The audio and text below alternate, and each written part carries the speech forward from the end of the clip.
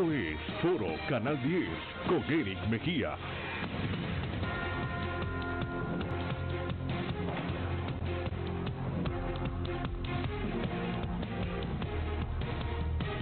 El primer segmento de Foro Canal 10 es patrocinado por Banco Atlántida. Hola, ¿qué tal Honduras? Nuevamente gracias por acompañarnos. Hoy estamos en 4 de enero. El tiempo está avanzando de una forma bastante rápida. Imagínense, ya estamos en el 4.º día del primer mes del año 2018. Ya transcurrieron los primeros 3 días, primero, segundo y tercer día del mes de enero del año 2018. Hoy estamos en el 4.º día.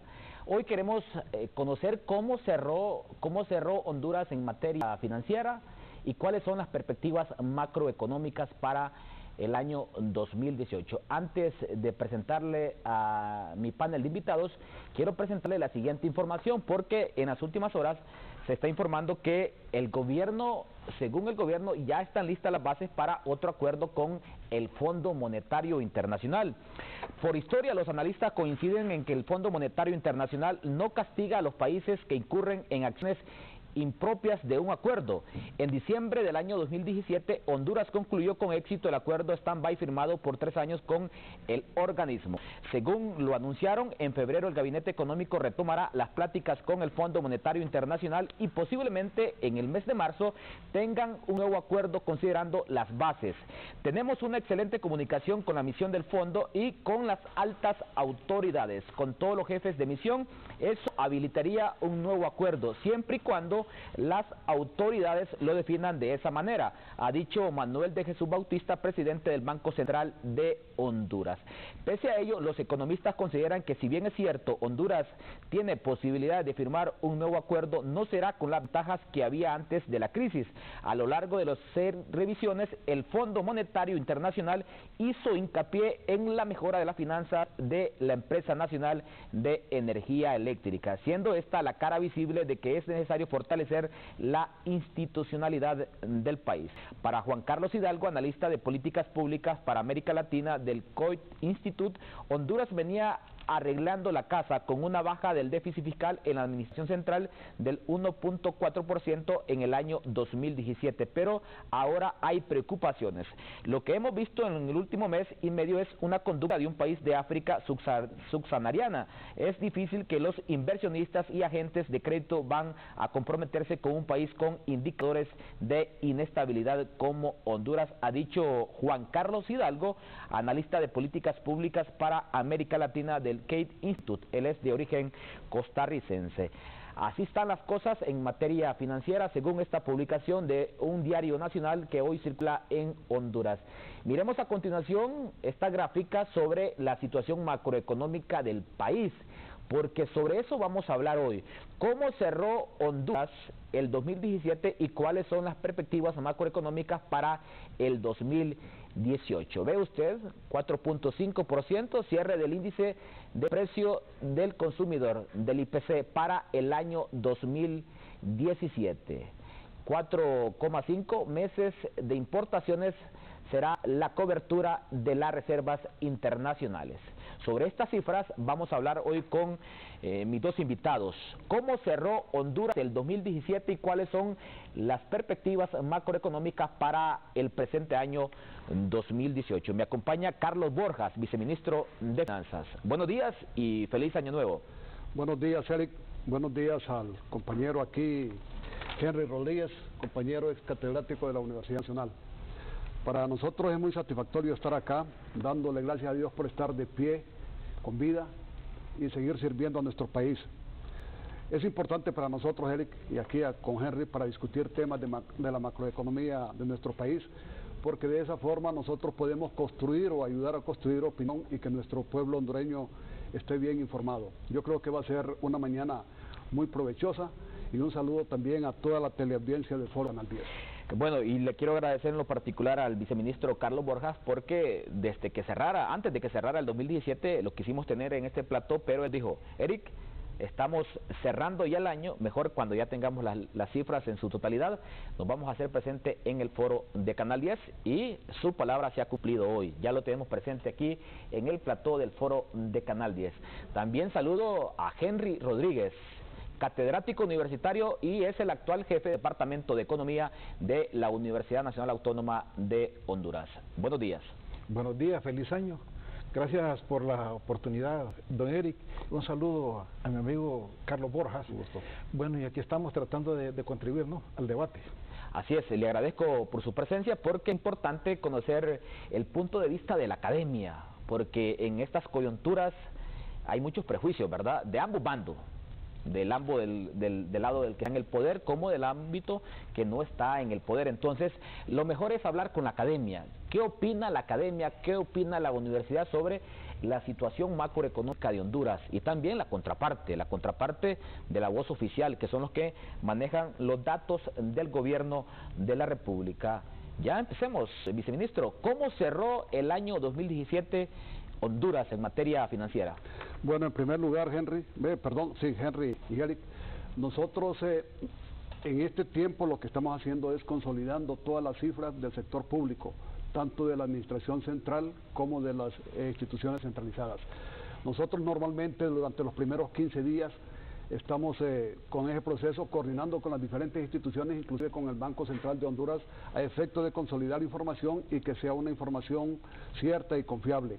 Pero nosotros en las cifras preliminares que tenemos, nosotros hemos considerado que las metas que nos habíamos programado para el pasado año 2017 se han cumplido en gran forma. Tal como ustedes lo presentaron en este momento, nosotros consideramos que el déficit fiscal, que es uno de los indicadores más importantes como mide la gestión de las finanzas públicas, nosotros hemos considerado que a pesar que teníamos para la administración central alcanzar un déficit que no fuera mayor al 3.5% de la administración central, esperamos cerrarlo con 3.2%, que es un resultado bastante halagador para nosotros. Y en términos del sector público, en total de la administración pública, nosotros habíamos programado cerca de 1.5% como máximo de déficit fiscal. Estamos esperando con las cifras preliminares que sea menor al 1.5%, que ande cerca del 1.2%. Hay tantas cosas como crecimiento económico, siempre tenemos la perspectiva de que ande dentro de un rango de un 3.7 a 4.1%. La deuda pública siempre se mantiene dentro de los niveles que habíamos programado como meta, que anda cerca de la administración central, cerca del 4.2%. El servicio de la deuda, todo ha sido bajo control. Cuando nosotros hablamos de déficit fiscal es prácticamente las metas, de tal manera que el gasto corriente o el gasto público se ha mantenido dentro de los márgenes que habíamos programado. La ventaja ahora que para tener una macroeconomía sana tenemos una ley de responsabilidad fiscal que nos permite a nosotros, no nos permite, sino que nos obliga a ser más disciplinados en el control del gasto y a promover mayor ejecución en la generación de ingresos tributarios.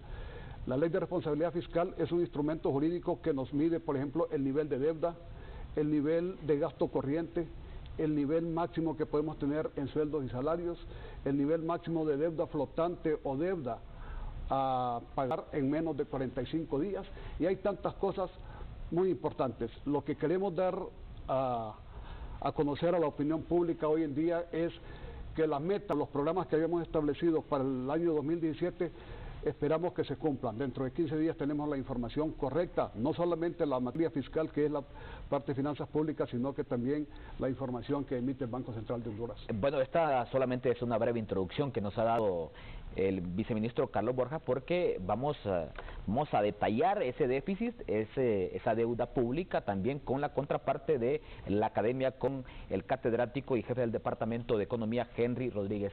Pero para hacer más dinámica esta exposición de ambos, vamos a presentarle la siguiente imagen que le vamos a colocar en la pantalla del foro de Canal 10 para que son datos que nos ha traído el viceministro de Finanzas sobre la situación económica del país. Esta es una genérica.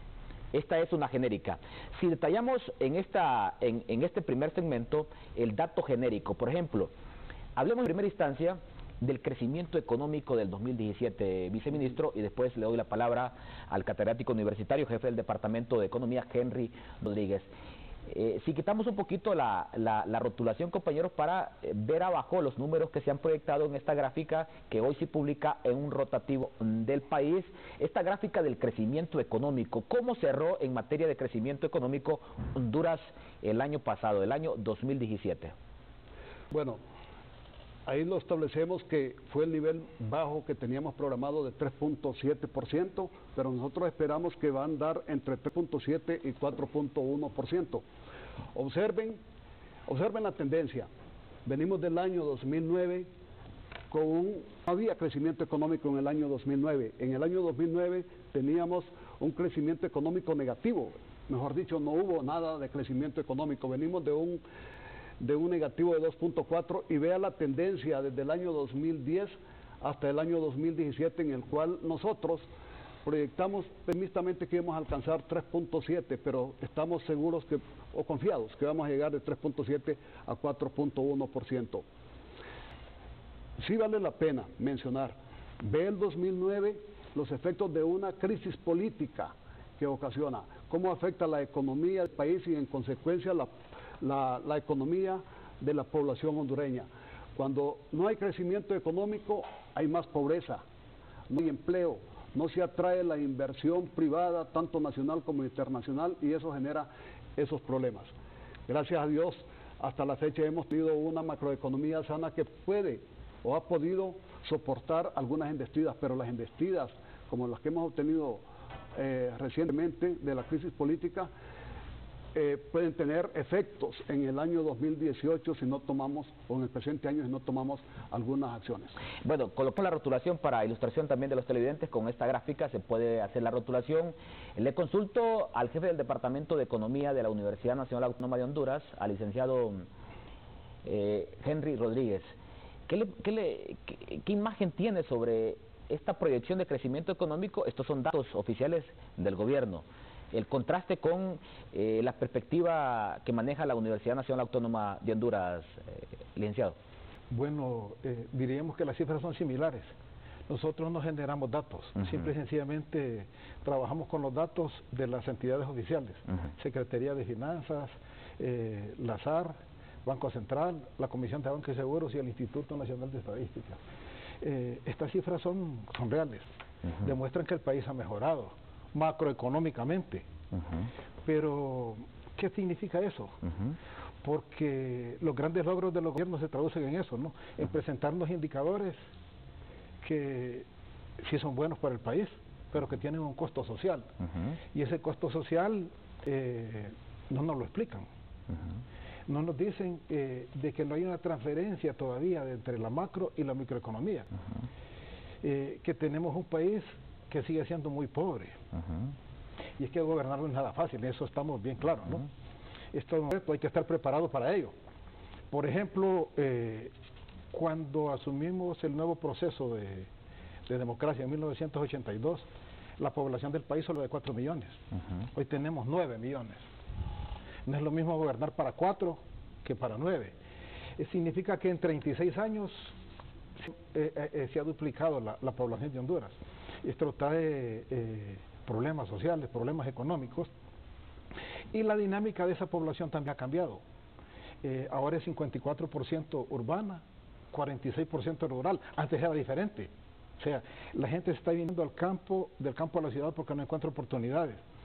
En cuanto a sexo está bastante equilibrada, 51% para mujeres, 49% para hombres. Pero tenemos una tasa de crecimiento de la población del 2.1%, lo que significa que proyectándonos al año 2018, este año van a nacer aproximadamente 190,000 hondureños. Y si vemos que las cifras de la pobreza no disminuyen, que se mantienen cerca del 61%, entonces vamos a tener 120,000 nuevos pobres. Y luego las estadísticas también nos dicen que el 43% de esa población vive bajo la línea de pobreza. Significa que vamos a tener 80,000 nuevos hondureños que van a vivir prácticamente en la indigencia. Ahora bien, estos datos son importantes para la planificación económica del gobierno. ¿Qué hacer ante esto, no? Diariamente en Honduras nacen 500 hondureños y mueren 100.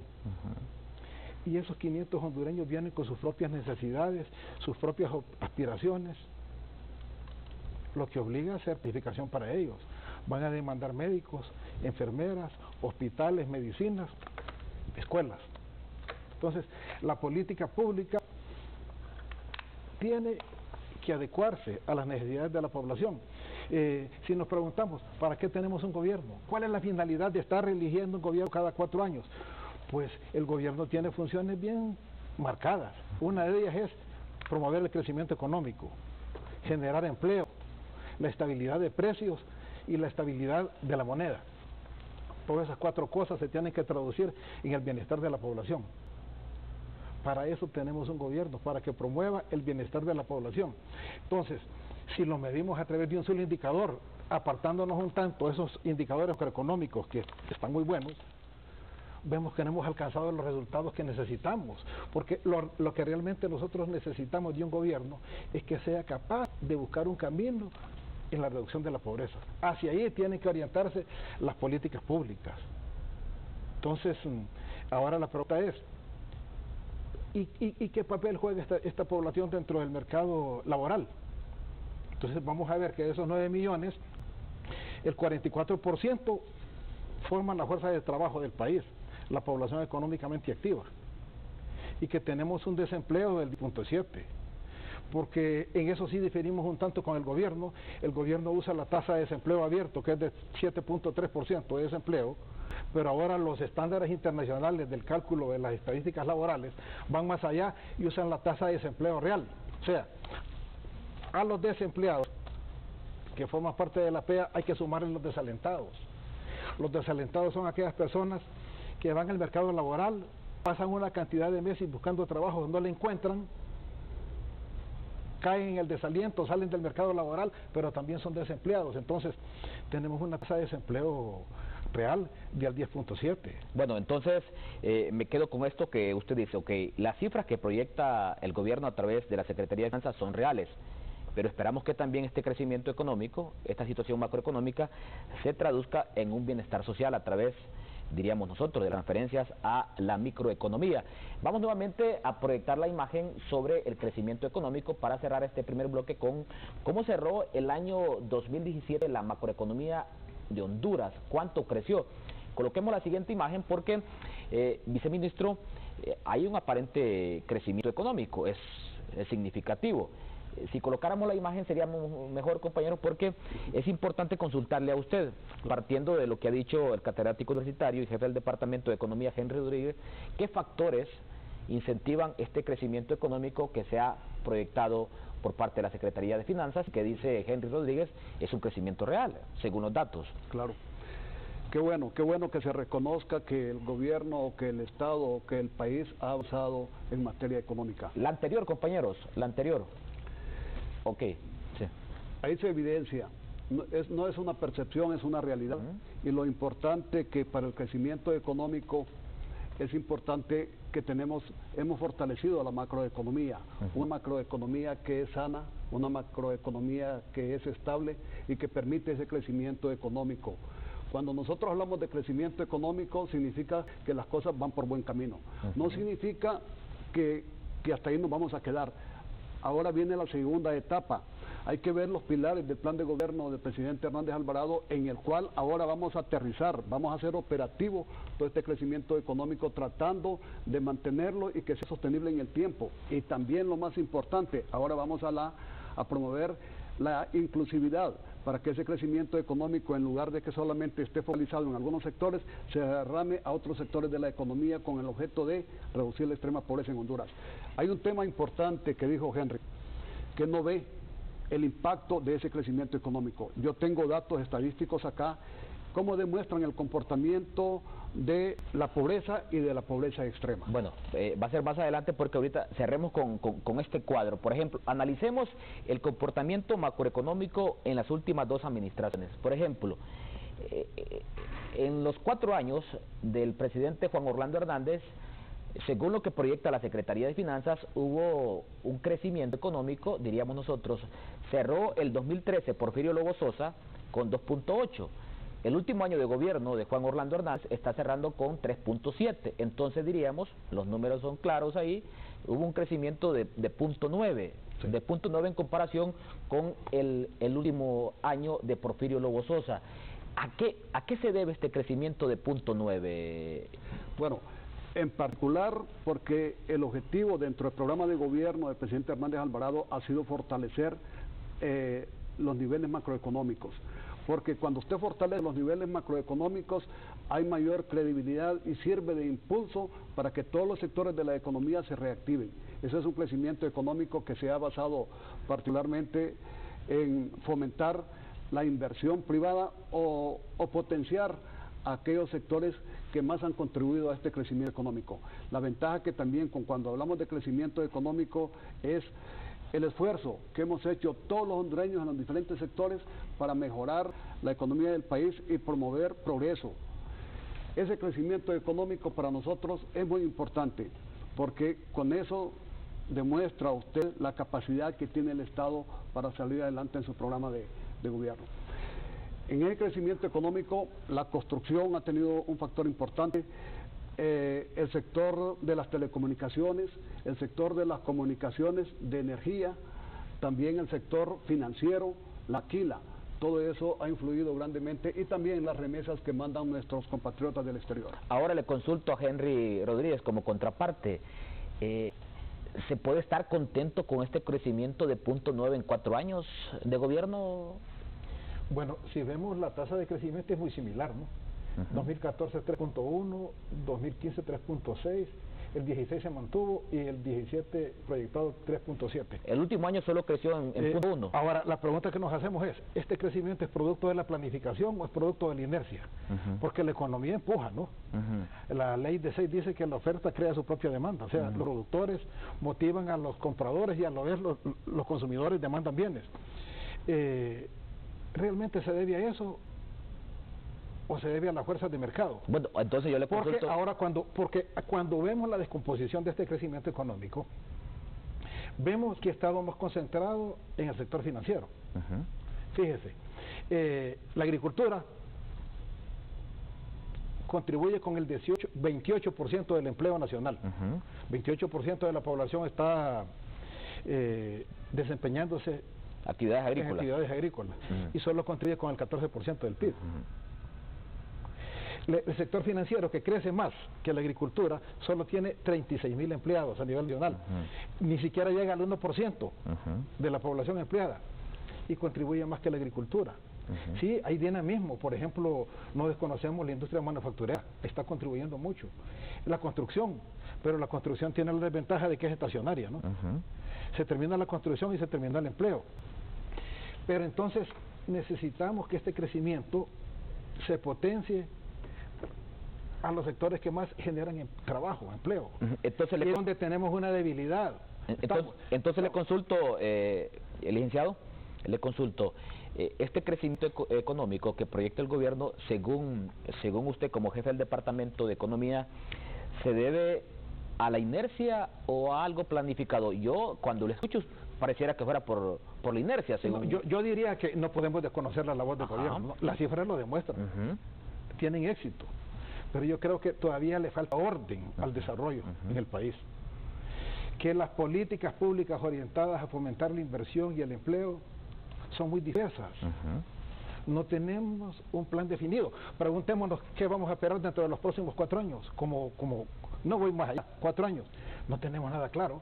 Estamos apostando al empleo desde aquí, desde allá, disparando de varios lados, pero sin un plan concreto. Entonces, necesitamos establecer un plan bien concreto. Ya teníamos algo avanzado, que era el Plan de Nación, y está abandonado. Entonces, ¿por qué? Porque en planificación tenemos que tener metas concretas para seguirlas, un rumbo bien definido, y eso yo siento que le falta al gobierno. Bueno, y la planificación en toda actividad de la vida humana es necesario. ¿Algún comentario en lo particular? Porque después tengo una interrogante bastante interesante para usted, viceministro. Claro que sí. La ventaja es que se reconoce que ha habido un crecimiento en la administración actual ha habido un crecimiento alto y sostenido. Bueno, coloquemos nuevamente la imagen para que el amigo televidente se ubique sobre este crecimiento en los 4 años de la administración del presidente Hernández, que es de 0.9. Vamos a colocar la imagen y la explica el viceministro. Muy bien, lo que estamos hablando es que la ventaja que tenemos también, que Henry, como un académico, reconoce que hemos avanzado porque hemos tenido crecimiento económico alto y sostenido. Hemos pasado del 2.8, 3.1, 3.6, 3.6 y 3.7.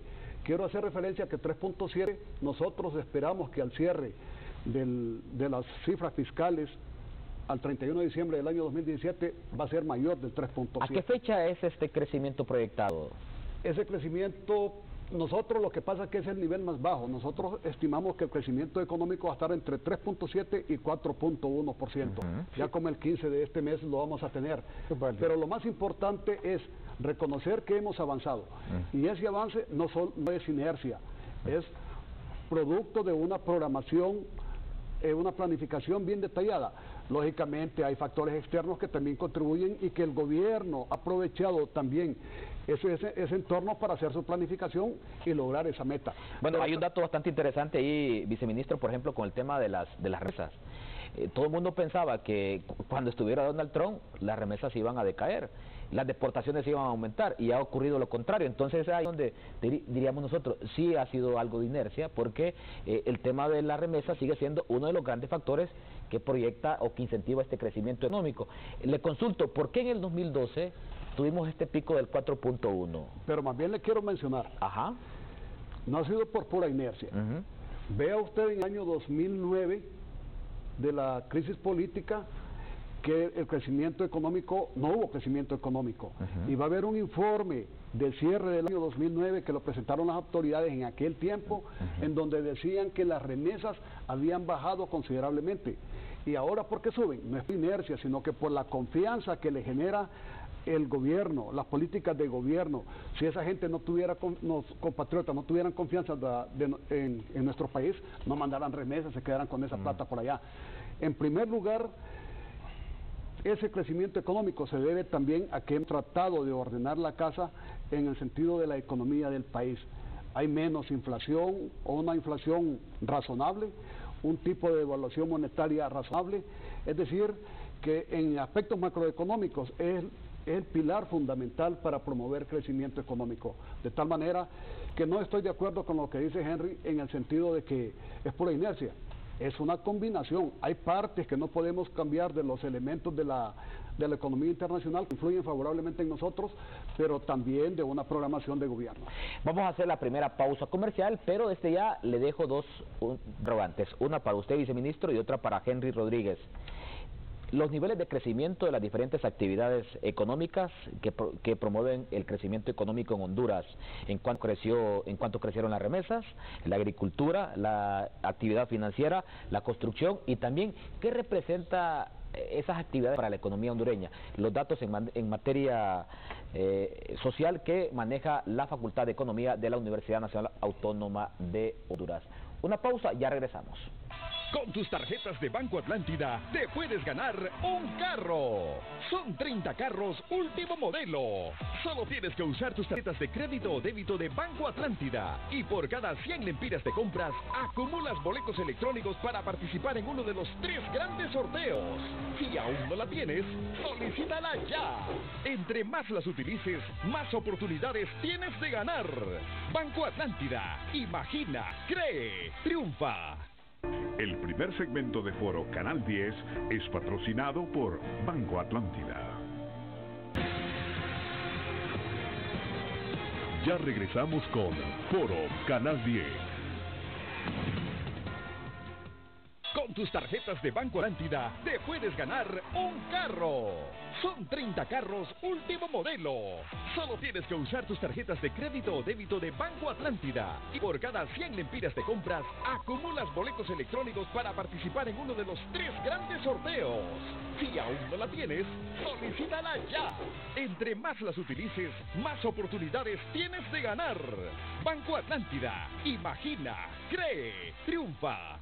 Nuestro plan es que descubras que no existen los pequeños momentos, tomar en cuenta cada detalle de tu vida. Que cuentas con una mano amiga. Porque hay equipos que se lo toman en serio. Nuestro plan es darte un buen servicio. Vive más. Programa apoyado por el Gobierno de la República de Honduras. Diálisis de Honduras. Únicos con certificación internacional en Centroamérica de Acreditas Global. Hace 8 años de que el proyecto pues se comenzó. Y hasta este año pues gracias a Dios llegó este proyecto. Y gracias a Dios pues le dieron el cable, la bajada allí. Vinieron a poner el contador. Ya come sus cositas frescas, heladas. Nos sentimos bien pues porque ya es un proyecto que no esperábamos el momento, pero ya lo tenemos y es la alegría de nosotros que le agradezco bastante.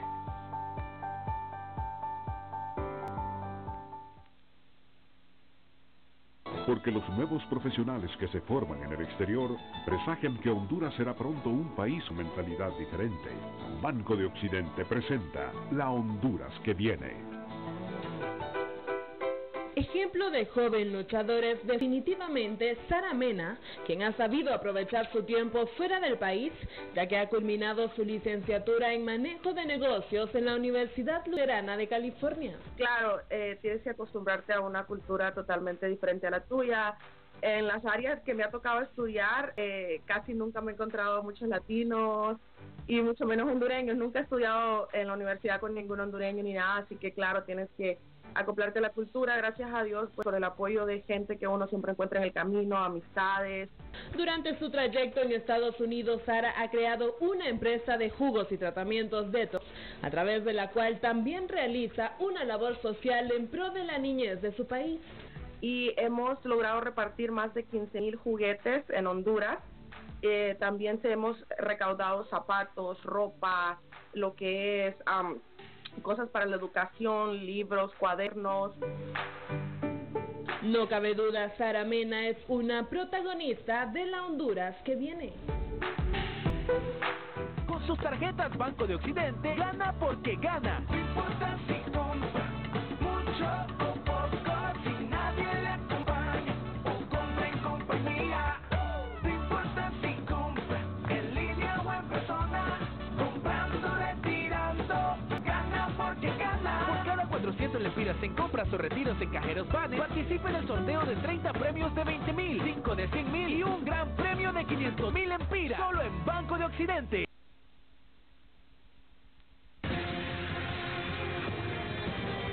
Usted está viendo Foro Canal 10.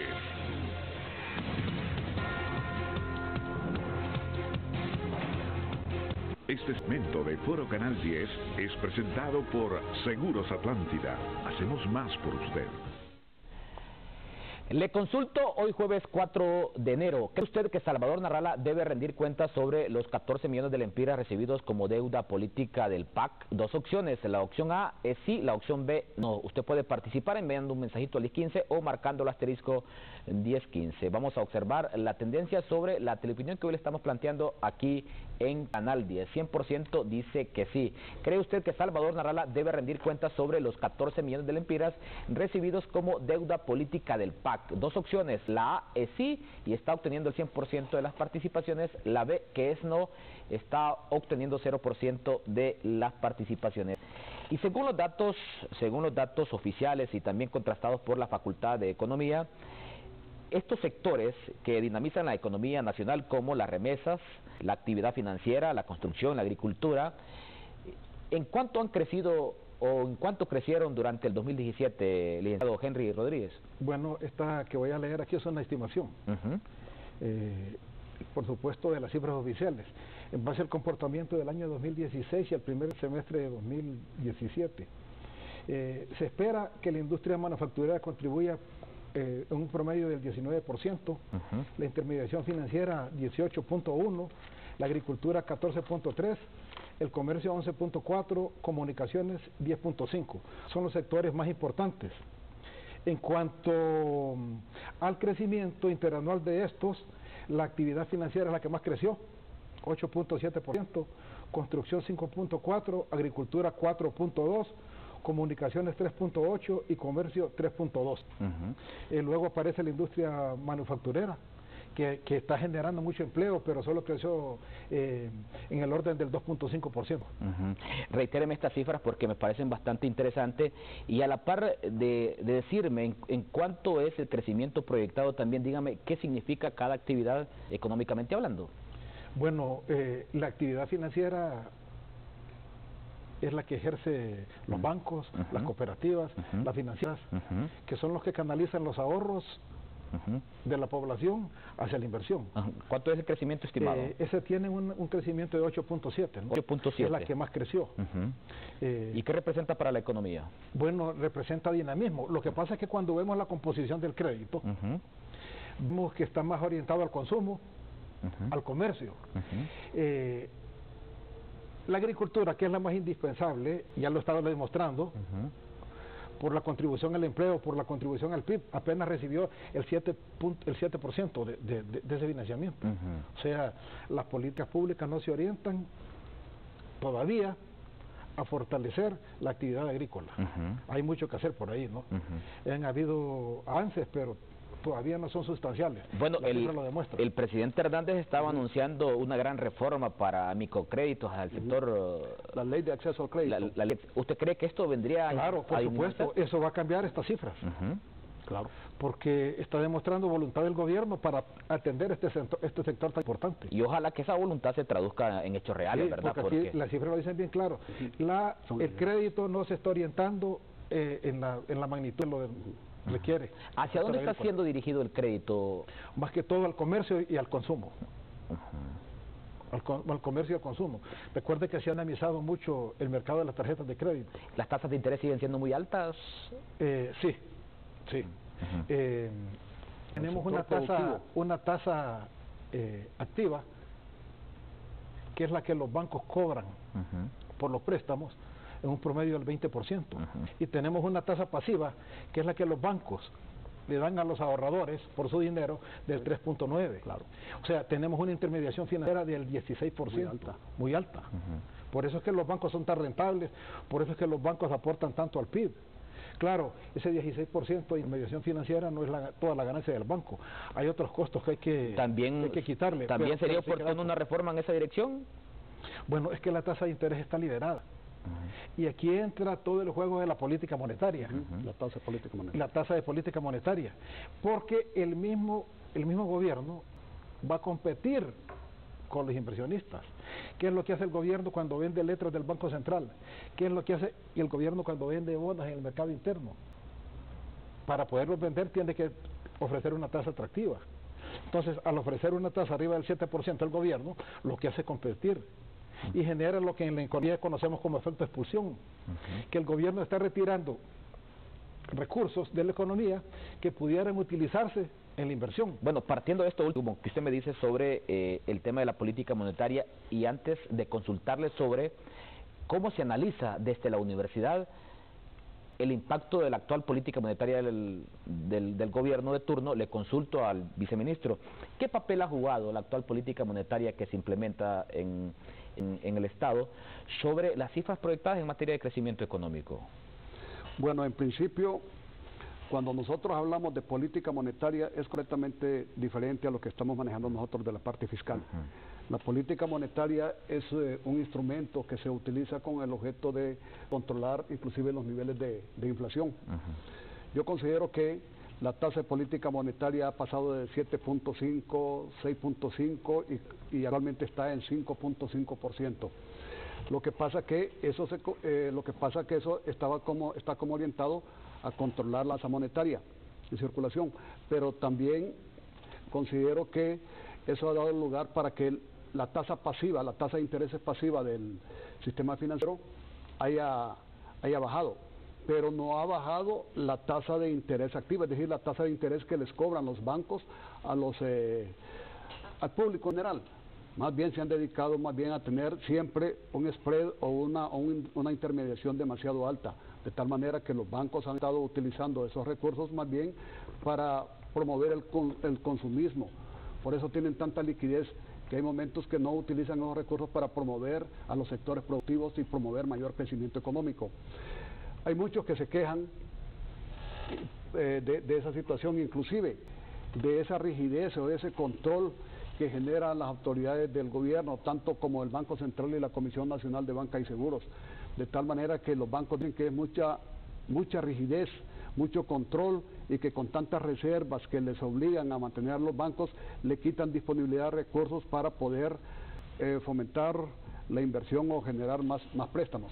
Sin embargo, son reglas de control que a nadie le gusta, pues, pero de todos modos ese tipo de control que se le pone o se le impone a los bancos es parte de las normas internacionales, y yo considero que son derivadas inclusive de las normas de Basilea III. Por ahí está, pero realmente nosotros como gobierno tenemos la obligación de regular tanto la política fiscal, la política monetaria, de tal manera que esas normativas son básicas y son una práctica generalmente aceptada. Le consulto, Henry Rodríguez, esta política monetaria que implementa el gobierno, ¿desalienta o incentiva este crecimiento proyectado por el gobierno? Vea, la tasa de política monetaria es un indicador de tendencia, nada más. Lo que está diciendo es dando señales hacia dónde se va a mover la tasa de interés, sugiriendo, porque no pueden obligar a la banca privada que lo haga, solo lo sugieren con la tasa de política monetaria.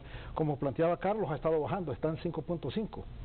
Y yo no creo que baje más de ahí, porque el problema es que si la tasa de política monetaria sigue bajando y la inflación sube, lo que van a recibir los ahorrantes va a ser una tasa de interés real negativa, y eso perjudica el ahorro.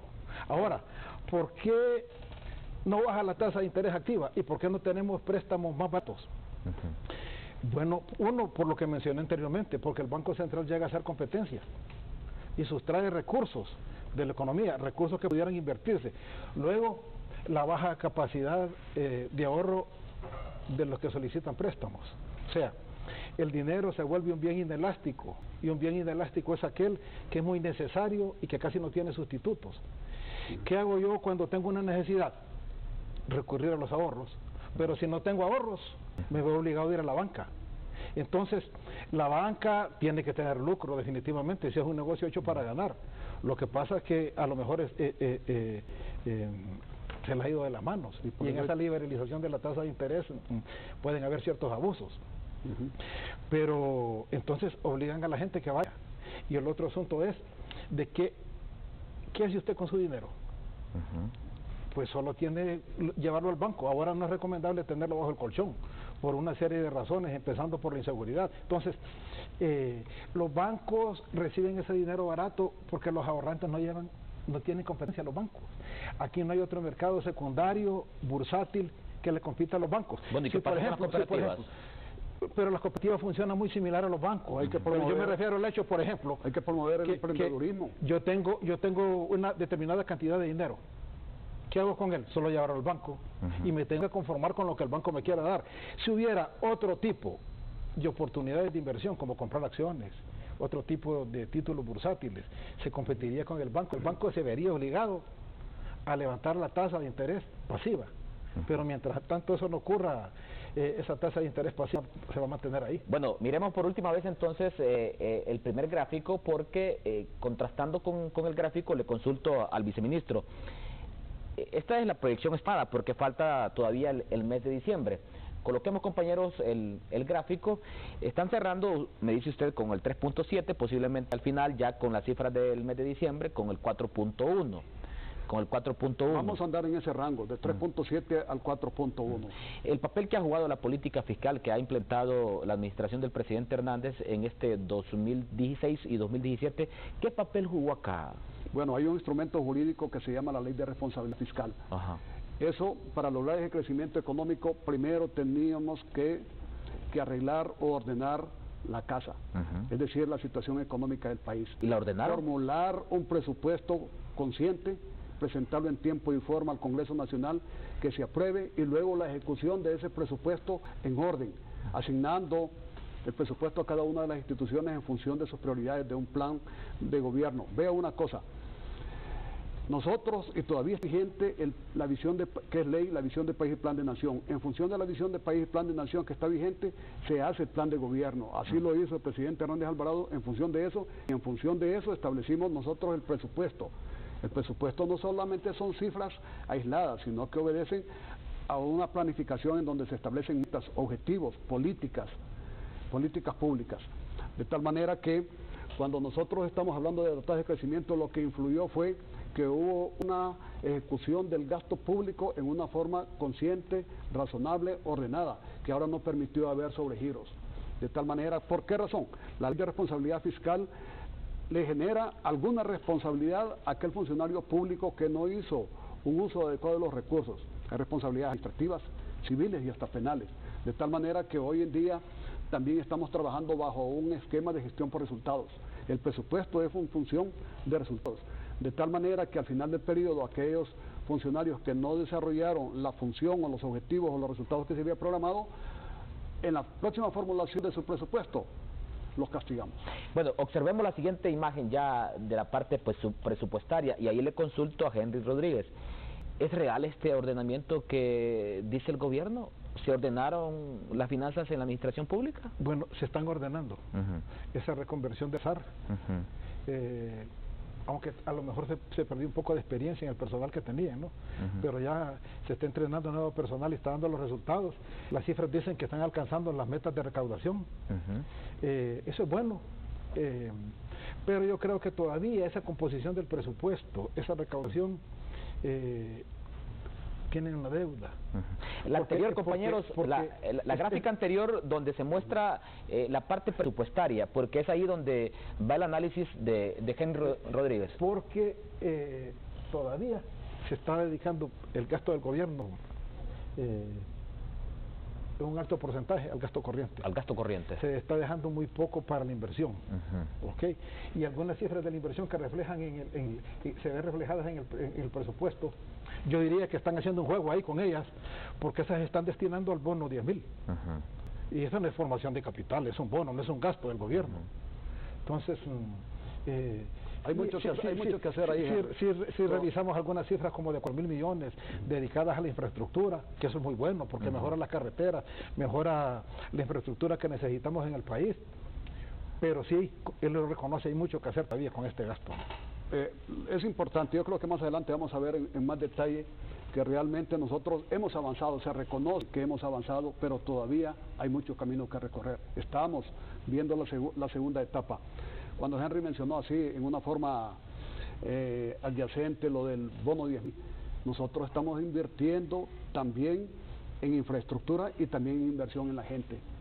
No lo dejamos, ¿cómo se llama?, encubierto, sino que lo descubrimos y lo manifestamos. Vale la pena invertir en la gente.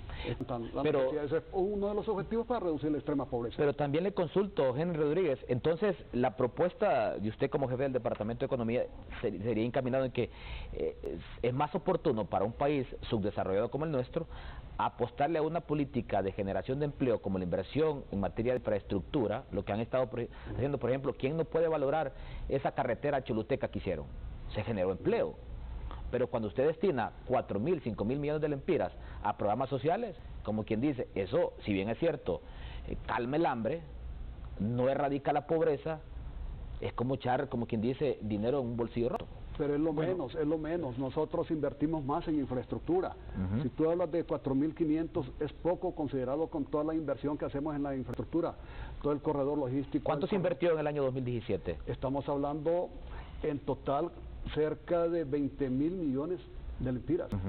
Es una cantidad muy importante y eso genera empleo, genera crecimiento económico. Por eso nosotros estamos contentos.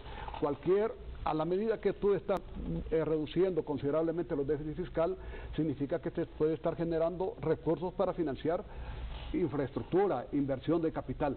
Pero hay una cosa importante, no solamente vean que el gobierno es responsable de generar inversión pública. El gobierno es responsable de generar las condiciones adecuadas a través de políticas públicas para que el sector privado invierta y genere empleo. Nosotros somos facilitadores, pero siempre la opinión pública dice, el gobierno no está invirtiendo. No, hombre, si más bien al sector privado al que le corresponde invertir. A nosotros generar crecimiento económico, generar una condición macroeconómica, generar tasas de intereses razonables, un nivel de inflación, esas son condiciones adecuadas para que el sector privado invierta, genere empleo. Coloquemos la gráfica del déficit fiscal porque ahí le consulto entonces a Henry Rodríguez. ¿Cómo se evalúa esta política fiscal en materia del déficit proyectado por el gobierno? ¿Hay pasos positivos en este tema?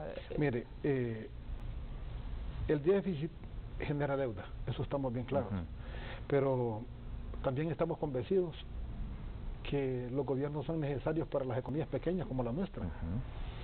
Hay un indicador que se llama impulso expansionario, antes lo calculaba el Banco Central, y dejaron de calcularlo, entonces con un colega hicimos un ejercicio, y este impulso expansionario lo que mide es la contribución del gasto del gobierno en la economía. Y entonces ahí se demuestra bien claro que si quitamos el gasto del gobierno, el crecimiento económico se cae.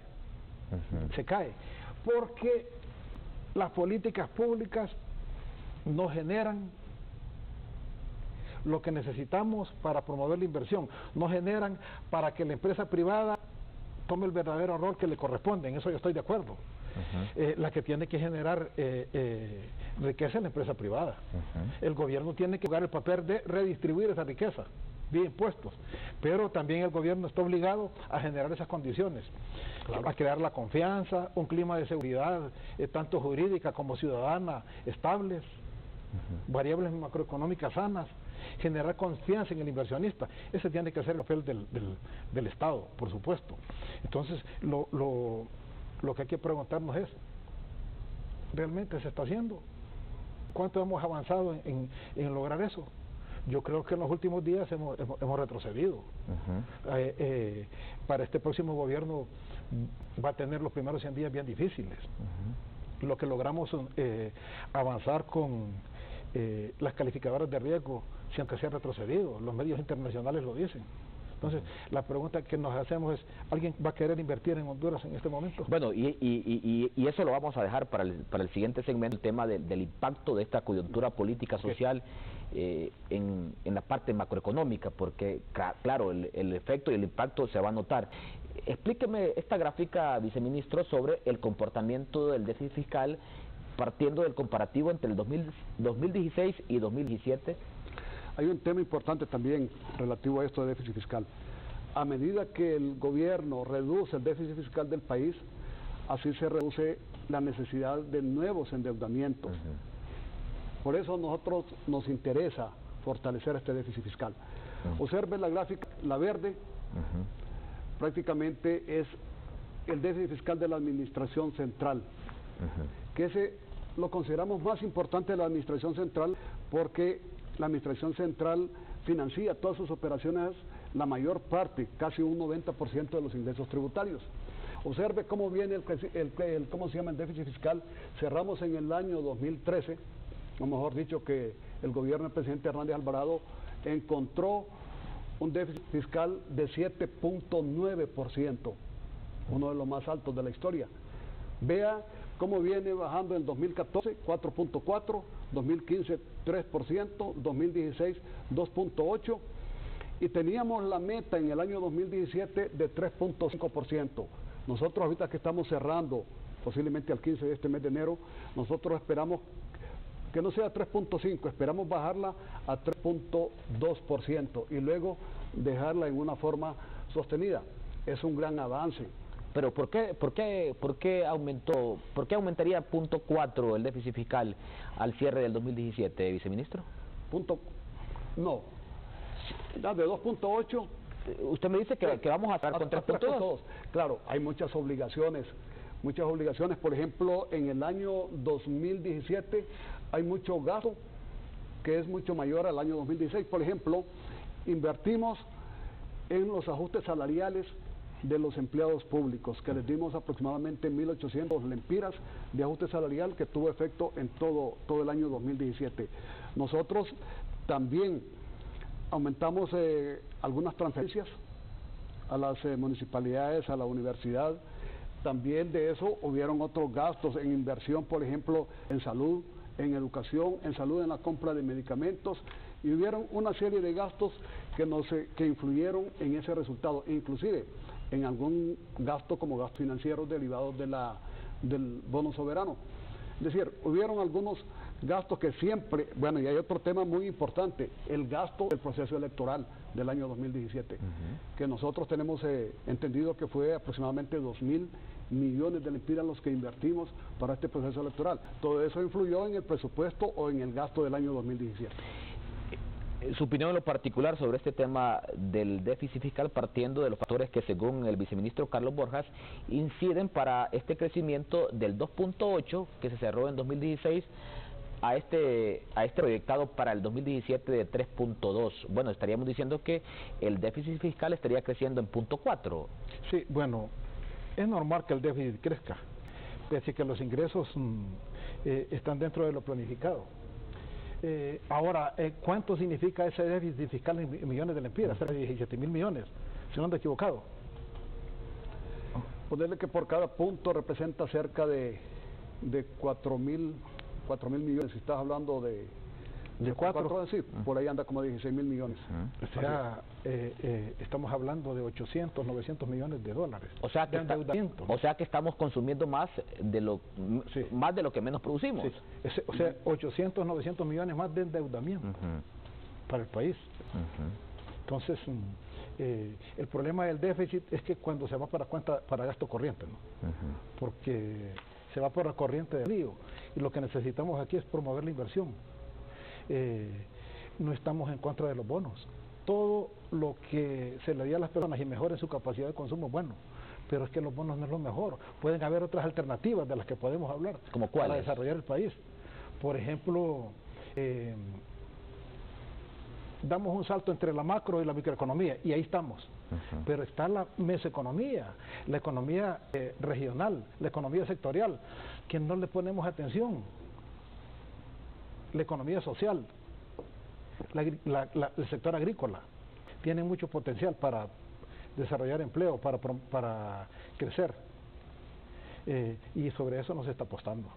Por eso vamos a ver que aquí tenemos la plataforma básica y vamos a ver los 7 pilares del plan de gobierno del presidente René Alvarado, porque ahí vamos a responder lo que tú estás comentando, que vale la pena. Bueno, escuchemos entonces. Bueno, entonces vamos a hacer una nueva pausa comercial, pero es importante entonces los datos comparativos, tomando en cuenta el cierre 2017 y las perspectivas macroeconómicas para el para el presente año. Ve usted cómo pasa el tiempo, que a veces uno se equivoca. Pareciera que estuviéramos en el 2017 todavía, pero ya estamos en 2018. Vamos a hacer una segunda pausa comercial. Cuando regresemos nos va a hablar el viceministro sobre estos pilares que, según la Secretaría de Finanzas, van a incentivar el crecimiento macroeconómico para este año 2018, y también las sugerencias, propuestas de parte del jefe del Departamento de Economía de la Universidad Nacional Autónoma de Honduras. Una pausa, ya regresamos. Siempre estamos cerca de ti cuando más lo necesitas. En Seguros Atlántida nos reinventamos y hacemos más por ti, innovando en la forma de brindarte seguridad y tranquilidad. Con nuestra nueva app gratuita de autoasistencia Atlántida, recibes el beneficio de la cobertura completa, rápida y eficiente de nuestro seguro automotriz, porque hemos evolucionado para ofrecerte soluciones inmediatas con la más avanzada tecnología y nuevos y eficientes servicios. Siempre cerca de ti cuando más lo necesitas, las 24 horas del día. Seguros Atlántida. Este segmento de Foro Canal 10 fue presentado por Seguros Atlántida. Hacemos más por usted. Ya regresamos con Foro Canal 10. Siempre estamos cerca de ti cuando más lo necesitas. En Seguros Atlántida nos reinventamos y hacemos más por ti, innovando en la forma de brindarte seguridad y tranquilidad. Con nuestra nueva app gratuita de autoasistencia Atlántida, recibes el beneficio de la cobertura completa, rápida y eficiente de nuestro seguro automotriz, porque hemos evolucionado para ofrecerte soluciones inmediatas con la más avanzada tecnología y nuevos y eficientes servicios. Siempre cerca de ti cuando más lo necesitas, las 24 horas del día. Seguros Atlántida. Feliz navegar, feliz navegar, feliz navegar con mi smartphone Tigo al WhatsAppear. Ay, qué veloz se me fue la foto, ay, qué veloz se cargó el video, ay, qué veloz mi internet de Tigo con mi smartphone al navegar. Llévate tu smartphone 4G LTE desde 999 lempiras y te regalamos una super recarga de 100 lempiras. Búscalo en tiendas Tigo. Tigo me llega.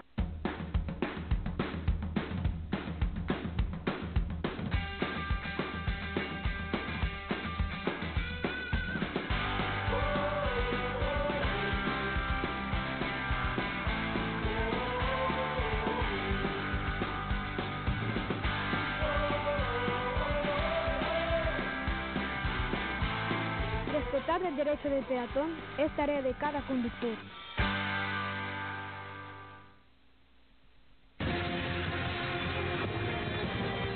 Usted está viendo Foro Canal 10.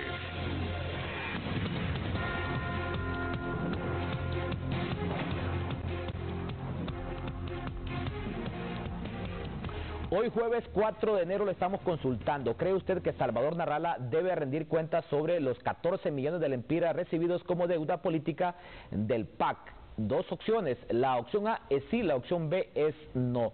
Usted puede participar enviando un mensajito al 1015 o marcando el asterisco 1015. La tendencia 100% dice que sí por la opción A. Ya al cierre de analizar los datos proyectados al 2017, porque todavía me dice el viceministro Carlos Borjas que hacen falta algunos datos por ingresar.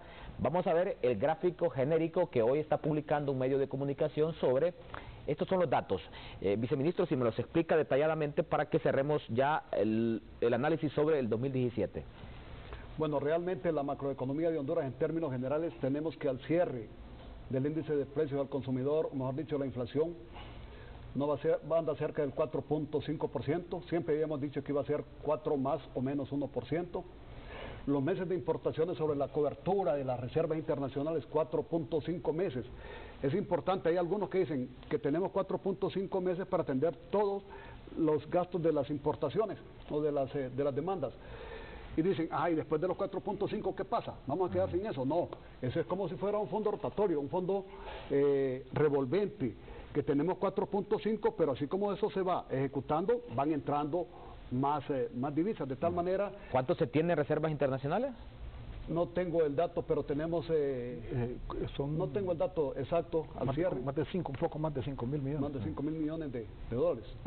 4.5 meses, es el indicador más usado, ¿cómo se llama? Normalmente. Tenemos el déficit fiscal en la cuenta corriente que nosotros esperamos de la Administración Central, que va a ser cerca de 3.2%. Es la forma más de medirlo mejor que en términos absolutos.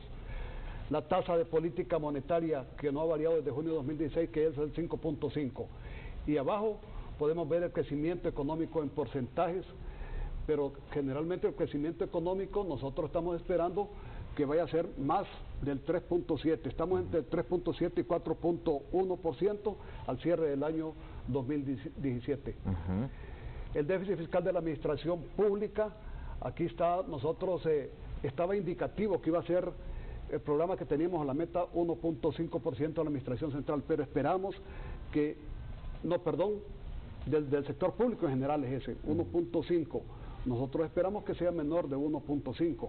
La administración central es uno de los importantes. La administración central habíamos establecido que iba a ser cerca de 3.5 y esperamos que solamente sea aproximadamente 3.2.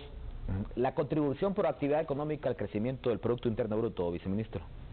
Bueno, la parte derecha. Aquí ya lo había manifestado Henry, que realmente la contribución al crecimiento económico o al PIB, la intermediación financiera es uno de los elementos más importantes, es del 41.3.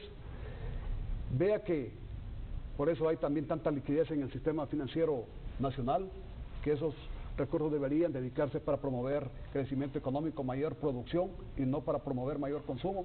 La industria manufacturera, 15.1, para nosotros genera mucho empleo la industria manufacturera.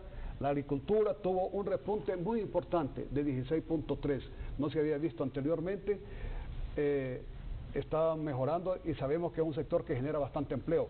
Las comunicaciones y también ahí está la parte de energía, 10.9%, y el resto de las actividades económicas, que es un 16.4%. ¿Los niveles de endeudamiento al cierre del 2017? Bueno, en parte de la administración pública nosotros consideramos que va a cerrar cerca de 39 a 40% de la administración pública central. ¿Aceptable?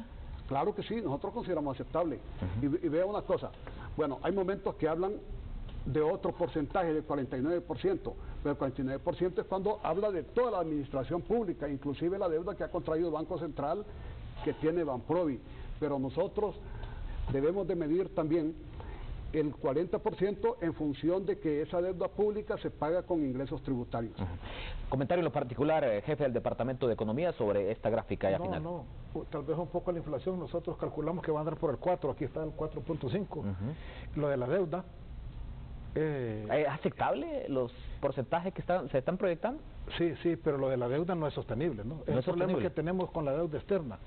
Vea, la única manera que tiene el gobierno de generar ingresos es a través de los impuestos. Entonces, cuando se presenta el déficit fiscal, que ese desbalance del presupuesto, hay que financiarlo.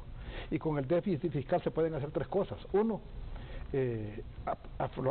apretarnos a la faja y salir con lo que tenemos. Eso no es bueno para la economía, porque ya se demostró que sin la actividad del gobierno la economía se cae. Lo otro que se puede hacer con el déficit es subir las tasas y generar nuevos impuestos. Eso es impopular, porque a nadie quiere pagar más impuestos ni nuevas tasas. Y tercero, el endeudamiento. Entonces, ¿qué es el endeudamiento? Impuestos adelantados. Estamos consiguiendo préstamos a 30, 40 años que se van a pagar con impuestos. ¿Y quiénes los van a pagar? ¿Sus nietos, mis hijos? Los que no han nacido. Los que no han nacido. Entonces, veamos que la deuda... Ojo, no hay que satanizar tampoco la deuda, no hay que satanizar. ¿Son aceptables los niveles de endeudamiento de Honduras hoy? Pero tiene que ser sostenible en el sentido de que no le restemos las oportunidades de desarrollo a las futuras generaciones. Vea, todos los gobiernos reciben una herencia maldita del gobierno anterior, y es que el 30% del presupuesto lo tienen que destinar al pago de la deuda que dejaron los gobiernos anteriores. Eso ya les limita a trabajar solo con el 70%. Y eso es independientemente del color político del gobierno de turno. Como ellos reciben esa herencia se la desquitan transfiriéndosela al gobierno que va a venir en el futuro. Pero ¿qué ocurre? Que ellos no se endeudan en el 30% que les dejó el gobierno anterior, se endeudan en más. O sea, lo que estamos haciendo es crecer la deuda. Entonces, por eso es que la deuda se tiene que manejar de manera transparente y eficiente, para que cuando tengamos que pagar en el futuro, no sacrifiquemos tanto a esas personas que van a pagar los impuestos. Hay que invertir para que esa inversión tenga un margen de rentabilidad que le permita al gobierno generar ingresos. Por eso es que es importante la iniciativa privada. No estoy de acuerdo. La deuda sí es sostenible en la medida que tú puedas pagar en tiempo y en forma las obligaciones de los préstamos, es sostenible. ¿Qué pasa? Por ejemplo, nosotros tenemos un buen nivel, los ingresos tributarios actualmente en el año 2017 cubren casi o mejor dicho, el servicio a la deuda representa un 30% de los ingresos tributarios. Eso es un monto razonable, es sostenible. Por eso las calificadoras de riesgo son importantes, porque es una opinión independiente y externa en donde nos dan una calificación buena. Eso significa que la deuda que tiene Honduras es sostenible. Claro, debemos de ponerle más atención, y la deuda que estamos obteniendo son a plazos largos para que no afecte la caja. También las condiciones financieras son buenas, y lo que estamos promoviendo es que el endeudamiento sea orientado a promover inversión en infraestructura. Nadie, por ejemplo, en el caso nuestro, si yo voy a adquirir una casa, tengo que endeudarme. Y normalmente los bancos te establecen que tu endeudamiento, tu cuota debe ser no mayor a un 25, 30 o hasta 33% de tus ingresos. Por el momento es sostenible. Comparto con Henry en el sentido que hay que focalizarla y tener cuidado para hacer una administración adecuada de la deuda. Por eso lo importante es que el objetivo es reducir los déficits fiscales, porque en la medida que reducir los déficits fiscales estás tendiendo a endeudarte menos. Bueno, ¿cuál es el impacto en la situación macroeconómica del país? Por aquí usted proyecta un gráfico de la reducción de la tasa de homicidio, viceministro. Bueno, vea que del 2012 a la fecha se ha reducido cerca de un 45% la tasa de homicidios. Para nosotros eso es muy importante, porque inclusive en el año 2009 teníamos que por cada 100.000 habitantes los homicidios eran 66.84. Ahora, en el 2017, tenemos cerca de, yo tenía un dato de 39, ya lo ajustaron un poquito más ahí, 42 creo que está. Sí, bueno. Pero significa que se ha reducido un 45% aproximadamente. Esos son resultados objetivos. Y no solamente en la reducción de los homicidios, también tenemos la reducción de la extrema pobreza, según un informe que hace CEPAL. ¿Se ha reducido la pobreza, viceministro? Vea, no lo digo yo. Aquí en hay un informe de CEPAL publicado en diciembre del año pasado. Le consulto, según el punto de vista del Departamento de Economía de la universidad, ¿se ha reducido la pobreza? Bueno, las cifras oficiales nos presentan que había una reducción leve. Ajá. Sí, leve, ¿verdad? Leve. Estábamos en 65. ¿De cuántos puntos? Y ahora como de 2 puntos. ¿De 2 puntos? Sí, pero si nos hacemos la pregunta, tanto endeudamiento, tantos fondos dedicados a la pobreza y con una reducción tan pequeña, ¿valdrá la pena? Ahora, eso significa que algo falta por hacer o que algo nos está haciendo bien. Claro, todavía hay algo que hacer, pero los resultados no se ven de la noche a la mañana. Vaya, veamos, en un par de años vas a ver los resultados. Los resultados del año de lo que hemos invertido acá no se van a ver al cierre de este año. Yo casi le diría que por el rumbo que vamos, estos indicadores van a seguir el mismo comportamiento en los próximos 4 años. Es que no se está haciendo nada por dinamizar la economía realmente. No se está haciendo nada. Por eso es que es importante escuchar a Carlos para discutir eso. ¿A dónde nos va a llevar este plan que tenemos? La Santa Escritura, Mateo 13:16, bienaventurados aquellos que tienen ojos y pueden ver, bienaventurados aquellos que tienen oído y pueden escuchar. Las evidencias son claras, lo ha visto Henry, y aquí están resultados también de CEPAL.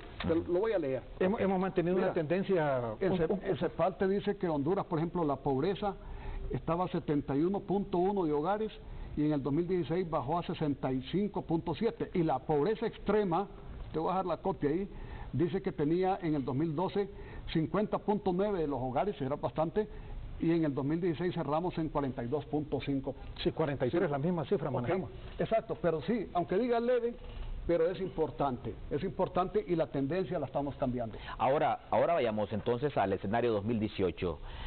Los puntos que ha propuesto Juan Orlando Hernández como presidente de la República para hacerle frente a sus 4 años de gobierno. Usted me lo decía, son 7 pilares. Claro. Esos 7 pilares, ¿cómo van a impactar en la macroeconomía del país? Bueno, y después los vamos a contrastar con el punto de vista de la Universidad Nacional Autónoma de Honduras. Claro, lo importante es que cuando tenemos una macroeconomía sana, está la plataforma, como quien dice, la plataforma sólida para el lanzamiento de un nuevo programa de trabajo. ¿Hay una plataforma sólida? Claro, si miras las cifras macroeconómicas, si miras el crecimiento económico, es sólido. Lo que pasa es que no nos conformamos con ese crecimiento económico. Ahora el crecimiento económico debemos abrirlo, dispersarlo para que todos los sectores sean inclusivos. Por eso, los 7 pilares del plan de gobierno del presidente Hernández, ahí lo indican. Uno de los pilares es innovar para crecer.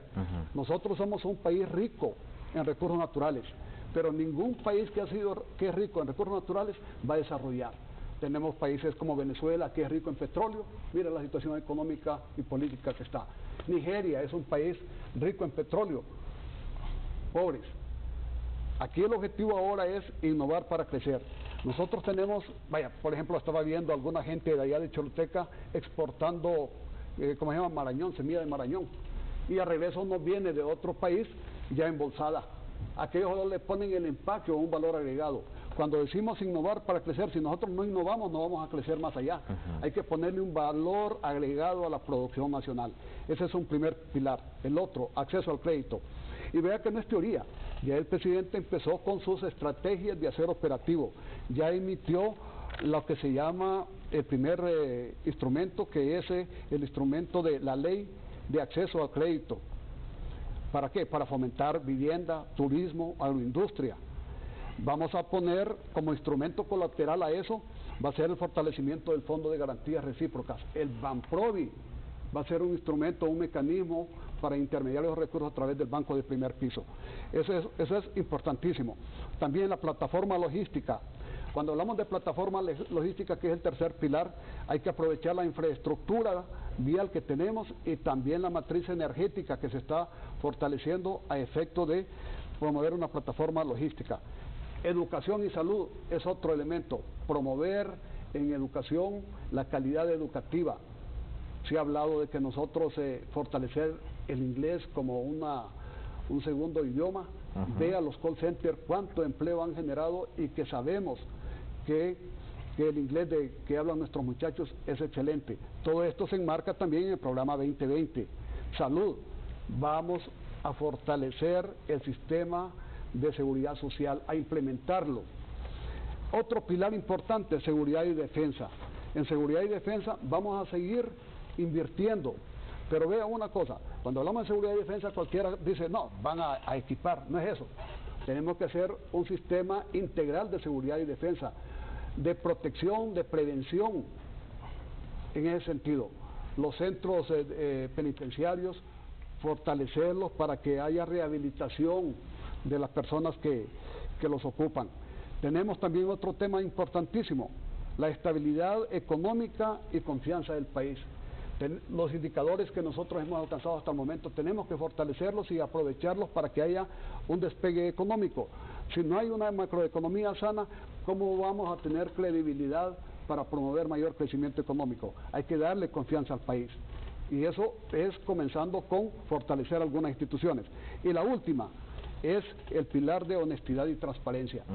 El gobierno ha suscrito con Transparencia Internacional convenios y tenemos un gobierno abierto. ¿Un gobierno abierto qué significa? Es una alianza de gobierno abierto con la sociedad civil, las academias, sector privado y gobierno para promover transparencia.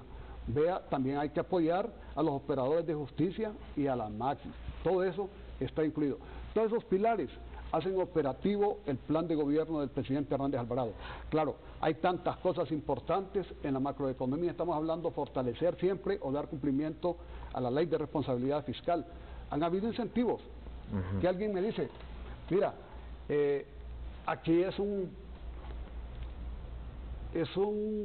infierno tributario, dijo algún compañero en alguna ocasión, y yo les digo, bueno, tal como es en el reino de los cielos.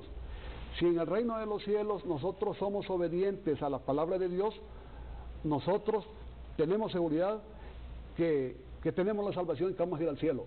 Pero si no somos obedientes a la palabra de Dios, nos espera el infierno. Así es en la tierra, que hay leyes de los hombres. El que no cumple las leyes tributarias, vea que va a ser un infierno tributario. Pero si las cumple las leyes tributarias, la administración del azar es implacable para aplicar la ley. Bueno, lo ha escuchado detenidamente el jefe del Departamento de Economía de la universidad. Me quedo con varios puntos. Por ejemplo, innovar para crecer. Ley de acceso al crédito, una plataforma logística partiendo de proyectos como Palmerola. Correcto. Seguridad y defensa, honestidad y transparencia. Le consulto, ¿son necesarios estos puntos? ¿Son necesarios? ¿Se vuelven suficientes para impulsar el crecimiento económico de Honduras? Son necesarios, indispensables, pero no suficientes. Todavía tenemos cosas que hacer. No podemos desconocer, eso va a generar empleo, va a traer relativo bienestar para la población, pero necesitamos generar empleo masivo. Veamos y analicemos el perfil educativo del hondureño, qué es lo que puede hacer, y de acuerdo a sus capacidades, generemos el empleo. Fíjense que viendo la pirámide de Maslow de las necesidades, que la primera es la alimenticia, ¿qué consume el hondureño? Maíz, frijoles y arroz. Somos deficitarios. Ahí tenemos una gran oportunidad para invertir en el campo. Y hay mucha tierra ociosa. Luego vienen los huevos, los lácteos, las carnes, frutas y vegetales. Esa es la dieta básica, ¿no? Y en todos somos deficitarios. Tenemos que traer una parte del extranjero. Entonces, no podemos desconocer que el agro es importantísimo para el desarrollo del país. Y en eso sentimos que el gobierno todavía le falta algo por hacer. Pero tuviste la ley de acceso a crédito, que el objetivo es promover el sector de agroindustria. Sí, pero es que el crédito solo es un componente. Veamos algo. Claro. Fíjese que Honduras tiene una riqueza tremenda. Usted se va a andar por Olancho, por la costa norte, usted se queda maravillado del paisaje. Pero ¿qué ve? Tierras ociosas. Claro, la composición de la riqueza nacional ha cambiado. En un primer momento era más pública que privada, ahora es más privada que pública. ¿Qué significa? Que está privando más lo privado. Entonces, ¿qué pasa? Eso demuestra que tenemos que promover la iniciativa privada. ¿Qué es la iniciativa privada? La que tiene que generar empleo. Tenemos que hacer una revisión de la tenencia de la tierra. No para quitarle la tierra a los que la tienen, porque son dueños legítimos, pero para motivarlos a que haya producción en ella. Tenemos que rescatar todos esos campesinos sin tierra, hacerlos producir. Ahí tenemos una gran riqueza productiva de tierra y tenemos los medios, tenemos todo para enfocarnos hacia allá. A eso necesitamos. Yo les dije en un principio, ahora la población de Honduras es más urbana que rural. Y si seguimos por ese ritmo, vamos a tener un abandono total del campo, vamos a ser totalmente dependientes del extranjero en alimentos. Entonces tenemos que rescatar eso a través de un plan. ¿Hay que volver al campo? Hay que volver al campo necesariamente, vea. Yo soy un estudioso de la economía social, de las cooperativas y todas las formas autogestionarias y asociativas de producción. Ahí tenemos una riqueza abandonada.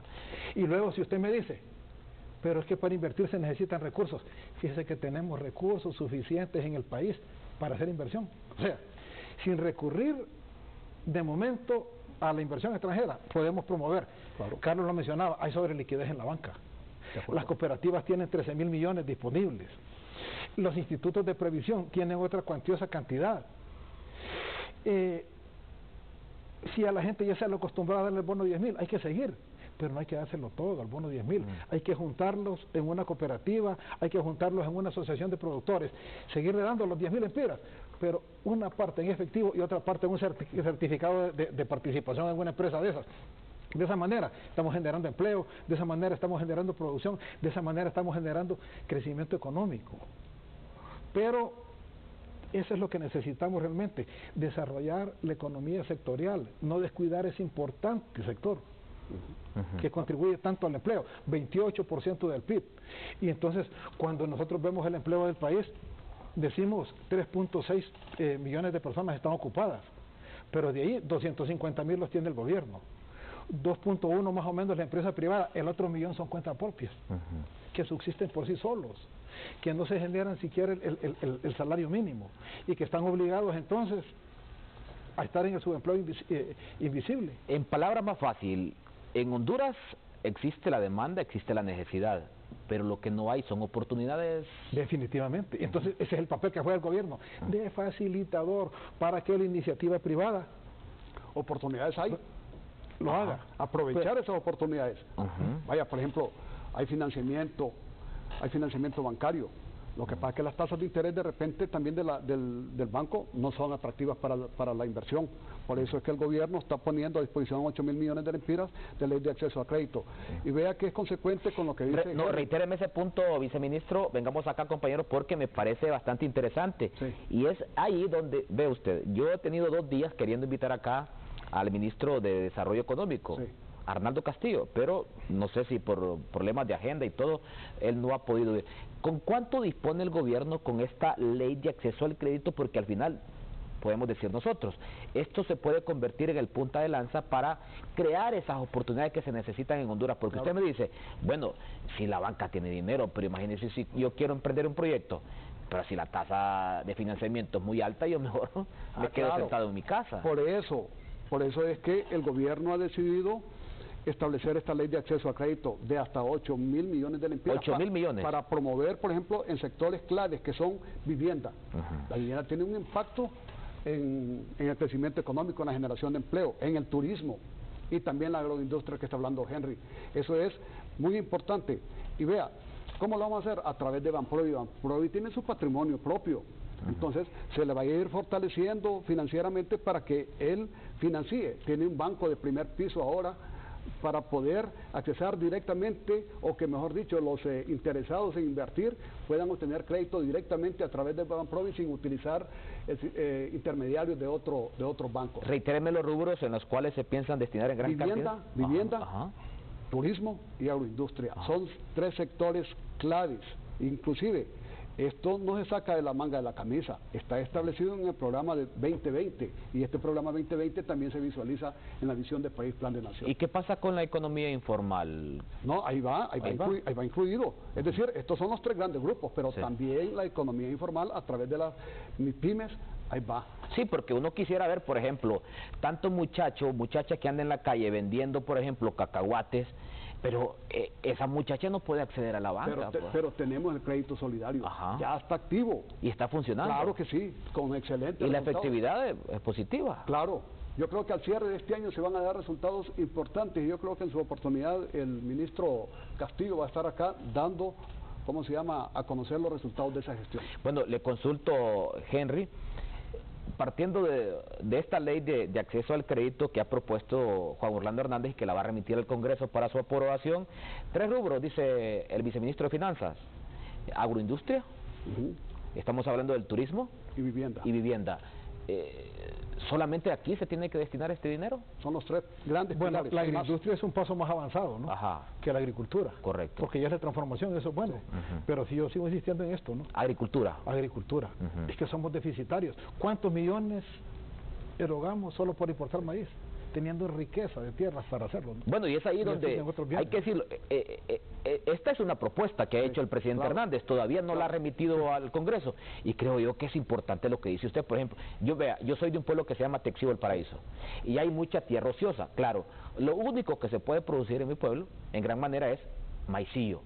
Pero el maicillo se necesita para los concentrados. Claro, por supuesto. Pero hay que ver, Eric, también el primer pilar, innovar para crecer. Ajá. Si seguís haciendo lo mismo de siempre, vas a tener los mismos resultados. Ajá. Produciendo maíz, produciendo maicillo, ¿qué? Si no aprovechas las economías de escala, pero los costos de producción te van a salir más altos. Entonces tenés, no, estamos de acuerdo. A través del financiamiento también asistencia técnica. Estamos de acuerdo en eso. ¿Qué pasa? Que se apoya el minifundio, se apoya la pequeña producción, eso solo sirve para subsistencia. Está demostrado que para la agricultura sea rentable hay que cultivar de 15 o 20 hectáreas para arriba. Y una sola persona no lo puede hacer. Pero entonces conjuntémoslos en empresas de economía social.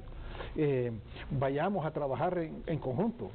Porque, ojo, no es hacer lo mismo, el maíz es que lo necesitamos a diario.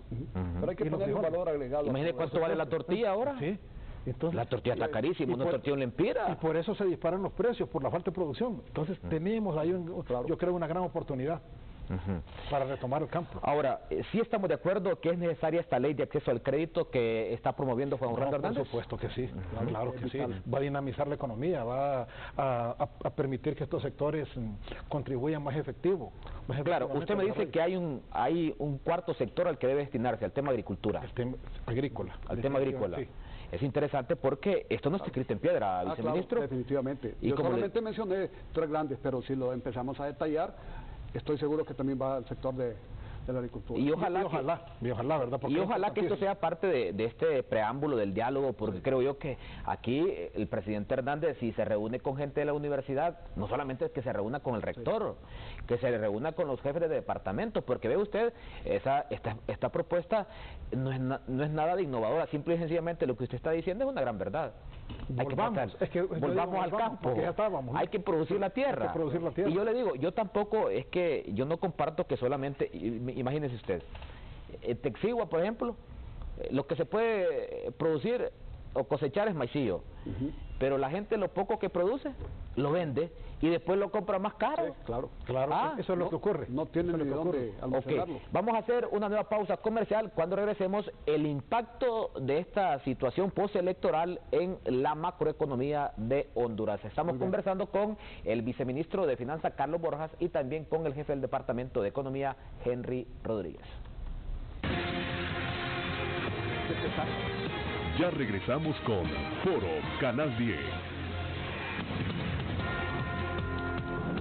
Desde pequeños soñamos con movernos por nuestra cuenta. Aprendemos a caminar, a correr. Queremos seguir evolucionando. Llegó el momento de estrenar auto con 0% de interés por 2 meses, desde 10% de prima hasta 72 meses de plazo y preaprobación inmediata. Visita nuestras agencias Bacredomatic a nivel nacional o escríbenos a autobac@bacredomatic.hn y sigue avanzando con Auto Bacredomatic. Lo bueno de una supercarretera es que los beneficios que genera están a la vista. Nuevos negocios, más viajeros, hoteles llenos, nuevos destinos de turismo y de comercio. Seguridad en el camino. Una carretera de primer mundo como la CA5 nos conduce hacia el futuro. Nos lleva hacia el país que merecemos, hacia la sociedad que queremos. La CA5 es de todos y por eso todos contribuimos a construirla, a mantenerla, a cuidarla. Vamos al encuentro de un destino mejor para todos los hondureños, por la mejor carretera de Centroamérica, la CA5. Un orgullo para todos.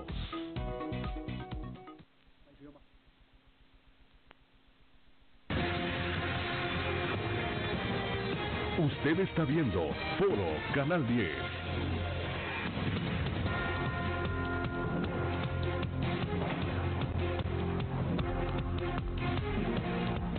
consulto, ¿cree usted que Salvador Narrala debe rendir cuentas sobre los 14 millones de lempiras recibidos como deuda política del PAC? Dos opciones, la opción A es sí, la opción B es no. Usted puede participar enviando un mensajito al 15 o marcando al asterisco 1015. La tendencia es la siguiente, 100% dice que sí por la opción A, 0% dice que no por la opción B. Así está la tendencia sobre lo que hoy se le está consultando en Canal 10 y la participación de los amigos televidentes.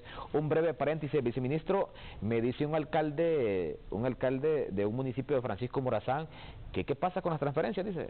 Estamos al día. ¿Ah? Estamos al día. Todas las instituciones o las, ¿cómo se llama? O las alcaldías municipales que han liquidado y que se lo han pasado a la Secretaría de Gobernación y lo han pasado a la Secretaría de Finanzas, les pagamos. Claro, el mes de diciembre está pendiente. Ajá. Ok, si todavía no han liquidado ni noviembre. Entonces, pero que mande el, ¿cómo se llama? El dato que alcaldía es y yo con gusto se lo gestiono. Si ya está la liquidación del mes anterior o la transferencia anterior, con gusto yo se lo gestiono. Bueno, ya escuchó el alcalde de Cantarrana, Francisco Paquito Gaitán. Gaitán, un saludo. Reitéreme el mensaje. Gaitán. Reitéreme el mensaje. Él sabe perfectamente que cuando las liquidaciones o las transferencias anteriores han sido liquidadas y la Secretaría de Gobernación lo ha pasado a la Tesorería, se les paga. Yo con gusto al ingeniero Gaitán le atiendo y le voy a verificar en la Tesorería General de la República su transferencia. ¿Y qué pasa con el mes de diciembre? No, el mes de diciembre ya lo acabamos de terminar. Si no han liquidado ni noviembre, todavía no ha pasado. Bueno, y también es interesante lo que hablamos extra micrófonos. A los municipios hay que ponerlos a producir. Y ahí el llamado a los 298 alcaldes municipales, porque muchas veces los alcaldes solamente se le exige al gobierno central o a la empresa privada, y a los pueblos hay que ponerlos a producir, hay que dinamizar en los pueblos, hay que dinamizarlos. Cantarrana es un ejemplo de dinamismo. Yo sé que el alcalde no solamente vive las transferencias, sino que también de la generación propia. A propósito, hoy hay una reunión de alcaldes de diferentes partidos políticos en Lamón con el ministro de Gobernación y Justicia, Leonel Ayala. Vamos nuevamente a proyectar el gráfico porque le consulto ahora a viceministro de Finanzas, Carlos Borjas, y también a Henry Rodríguez. ¿Cómo impacta esta situación postelectoral en las perspectivas macroeconómicas de Honduras? Tenemos un antecedente, el antecedente es 2009. ¿Cómo va a impactar esta situación postelectoral en la macroeconomía de Honduras? Considero que es importante que la población hondureña y particularmente la teleaudiencia de este foro reconozca los perjuicios económicos que le ocasionan una crisis política como la que estamos viviendo y con la experiencia del año 2009. Vean una cosa, me gustaría, si me permites, ver este informe. Cuando vi esta situación del año 2009, me recordé y me traje unas copias de unos documentos porque yo participé en la etapa de transición del gobierno de Micheletti al gobierno del presidente Lobo y nos hicieron los responsables, las autoridades del Banco Central en esa oportunidad y también de la Secretaría de Finanzas nos dieron un documento y nos hicieron una presentación en la etapa de transición. Ok, mostremos solamente la imagen que está mostrando ahí el viceministro Borjas, porque es un informe que se presentó, situación económica 2009 y perspectiva 2010. Le voy a leer un parrafito de esto. El informe de la Secretaría de Finanzas en ese tiempo donde dice cómo recibimos, dónde estamos y hacia dónde vamos. Finanzas públicas al cierre del año 2009. Solo voy a leer un par de párrafos. Dice, y la pregunta que se hacía en este informe que nos presentaron decía, ¿cuál es el estado de la situación económica que vive el país? Y dice así, al primer semestre de 2009, Honduras presenta una economía debilitada, no solo por los efectos de la crisis financiera internacional, sino también por las políticas económicas poco coherentes con la realidad económica del país implementadas por el gobierno Zelaya. La falta de políticas económicas coherentes de la administración anterior y la creación de un ambiente de incertidumbre y carente de confianza que fue fomentado durante todo el primer semestre impactaron en la pérdida acelerada de empleos y en la menor inversión privada. Todo lo anterior se ha traducido en una reducción de ingresos de las familias y de las empresas, afectando así la recaudación tributaria del gobierno. Y otra parte dice, ¿cómo recibimos las finanzas públicas el 28 de junio del 2009? Dice acá, dice, las finanzas públicas comenzaron a debilitarse significativamente desde inicios del 2006 a raíz de las decisiones que resultaron en un marcado deterioro en las finanzas de las empresas públicas por el fuerte incremento de la masa salarial del gobierno y altos subsidios de energía y combustible. Como resultado de estas políticas, el ahorro del sector público se vio disminuido fuertemente, reduciendo la capacidad para la inversión pública y el gasto de reducción de pobreza, presionando el déficit fiscal y elevando la deuda pública. Entonces, vean los perjuicios, y les puedo dejar copia acá para de todo esto, vean los perjuicios económicos que puede generar, no al gobierno, genera a todos los hondureños bien nacidos acá, nos perjudica a todos. Eso nos ha costado construir por lo menos los pilares para una macroeconomía sana. Si estos problemas siguen, lo van a destruir en un par de días. Ya los efectos del año 2017 posiblemente los veamos pronto. Ojalá que no sea así. Yo tengo fe, tenemos confianza que ese diálogo que han iniciado tenga resultados positivos y vivamos en paz. El efecto de esto, la gente no puede, ¿cómo se llama?, soslayarse. Son grandes efectos económicos y financieros e impactan más en la gente más pobre de nuestro país. En lugar de avanzar en lo que hemos logrado, vamos a afectar más y va a haber mayor impacto en la extrema pobreza de nuestro país. Bueno, le consulto y le hago la misma interrogante a Henry Rodríguez. ¿Cómo impacta esta situación postelectoral en las perspectivas macroeconómicas de Honduras? Yo soy del criterio que tenemos derecho a manifestarnos, pero el derecho humano de uno termina donde empieza el derecho humano del otro. Licenciado, ¿cómo afecta? Bueno, la verdad es que estamos viviendo un clima de incertidumbre y yo le diría a Carlos que los efectos del 2017 ya se están sintiendo. Ya hay empresarios que no alcanzaron sus metas de ventas, tienen cuentas por pagar, no pueden honrarlas. Hay quejas también, ya entró en vigencia el nuevo salario mínimo y están protestando porque dicen que la situación económica que les dejó el mes de diciembre no les va a permitir afrontar esa responsabilidad. Y yo creo que aunque fueron pocos días y fue en diciembre, eso va a disminuir el PIB porque se paró la actividad económica. Los mercados financieros internacionales son sensibles. Entonces, ¿qué sucede? El empresario sigue haciendo el esfuerzo por mantener su empresa abierta, produce, pero esos bienes no llegan al consumidor porque la cadena de intermediación se corta.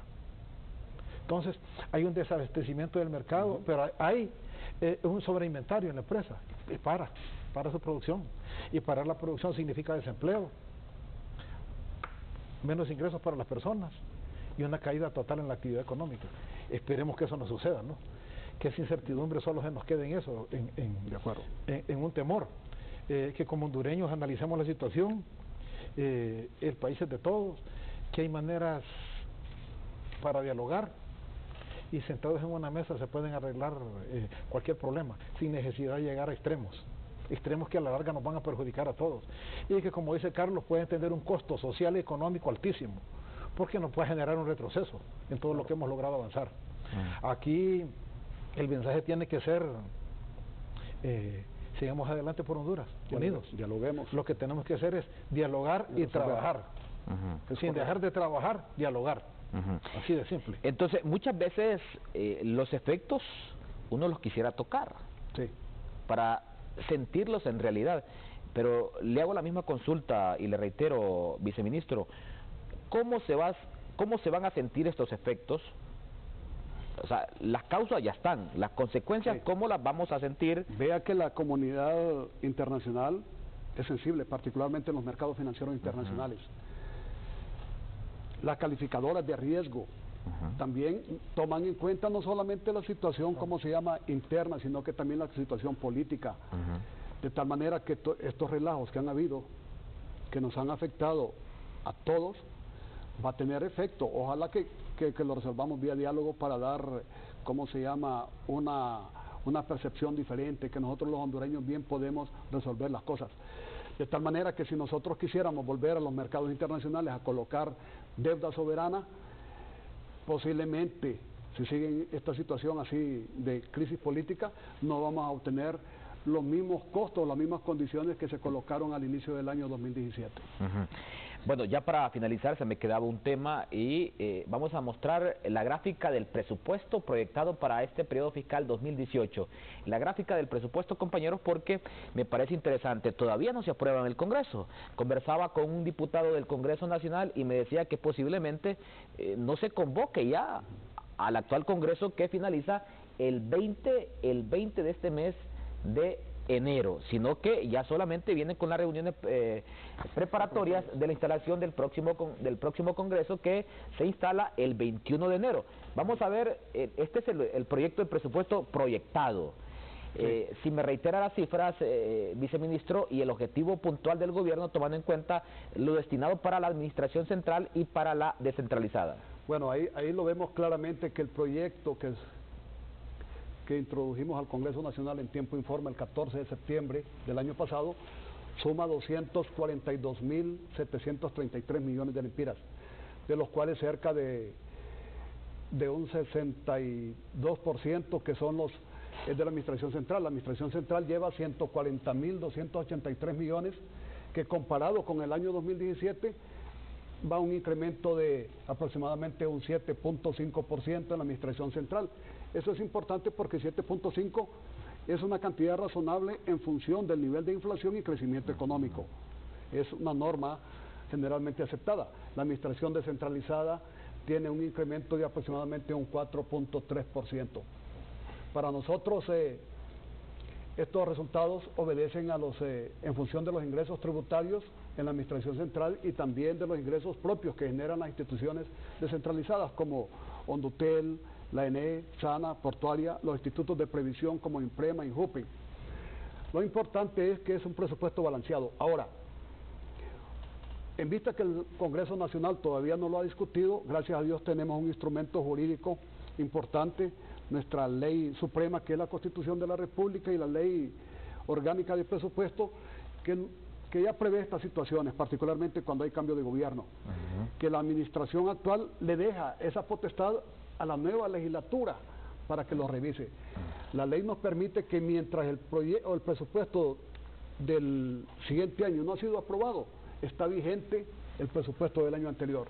De tal manera que nosotros ya tenemos vigente el presupuesto del año 2017 para no paralizar las operaciones de gobierno. Estimado Henry Rodríguez, ¿qué opina sobre este proyecto de presupuesto remitido al Congreso cuando se dice que hay una variación de la administración central del 7.5 y del 4.3 para la descentralizada? Bueno, es necesario que el gobierno incremente su gasto para que dinamice más la economía. Y yo creo que el parámetro anda en lo correcto. Lo que habría que conocer un poco más tal vez es la composición interna, ¿no? ¿Cuánto se le sigue dando a educación? Si la educación se sigue privilegiando como el sector más importante. Salud y educación. Salud y educación. Y es ahí donde... Carlos, ¿cómo está eso? La mayor parte de ese incremento está orientado a 3 sectores: salud, educación, infraestructura, o mejor dicho, inversión, y también hay una pequeña parte para seguridad y defensa, para fortalecerlo. Por ejemplo, en sueldo y salario se va la mayor parte de esos incrementos, pero en educación estamos fortaleciendo fondos para el fideicomiso para compra, en salud, para compra de medicamentos e insumos, que eso para nosotros es fundamental, fortalecer los hospitales. En educación, para fortalecer la educación, la calidad educativa. Ahí está orientado. Claro, si hubiera espacio para ver en forma detallada, con gusto. En la parte de defensa y seguridad, fortaleciendo los centros penitenciarios, aumentando, partidas o objetos específicos para alimentación y otras cosas, insumos que son claves. Finalizo con una última interrogante y le consulto, ¿qué tan rentable está haciendo la ENE, Ondutel, la Portuaria para el Estado? Bueno, en principio todas esas instituciones están en un proceso de rescate. La ENE antes representaba cerca de 8.000 millones de lempiras de sacrificio de la administración central, es decir, que nosotros les transferíamos recursos para que ellos pudieran pagar la generación de energía. Hoy en día ha reducido. Inclusive las pérdidas que había tenido la ENE, que era cerca de un 32%, a través de la alianza o a través de la empresa Honduras, de Energía Honduras, ha ido reduciendo, no considerablemente, pero sí creo que como entre el 2 y el 3% han reducido las pérdidas, y es un proceso de corto, de mediano y más de largo plazo. Está en proceso de rescate. Hondutel, nosotros esperamos que cierre también con saldos positivos, a pesar que no va a tener grandes utilidades, pero lo importante es mantenerse y en el futuro buscar una alianza estratégica para poder rescatar a estas empresas. La portuaria, por ejemplo, los institutos de previsión, Imprema, Injupen, han ido rescatándose y han ido, particularmente Imprema, Seguro Social y IPM y el Impreuna, han ido reduciendo su déficit actuarial.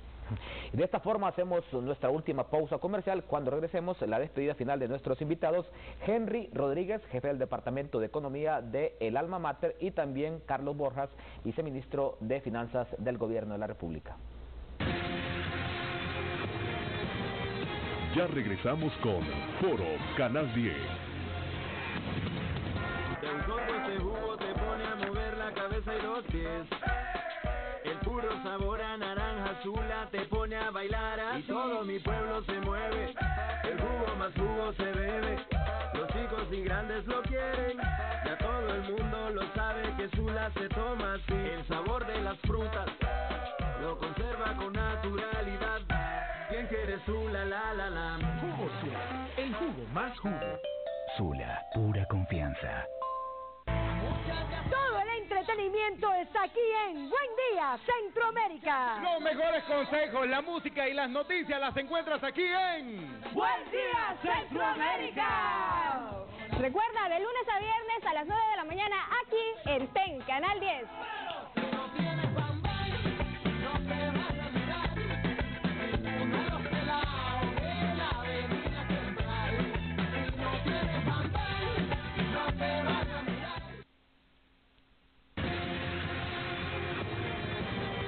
Usted está viendo Foro Canal 10.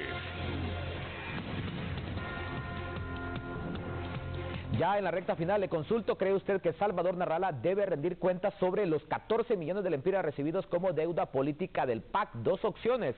La opción A es sí, la opción B es no. Usted participe enviando un mensajito al 15 o marcando el asterisco 1015. La tendencia es la siguiente sobre esta interrogante que le planteamos hoy en el foro de Canal 10.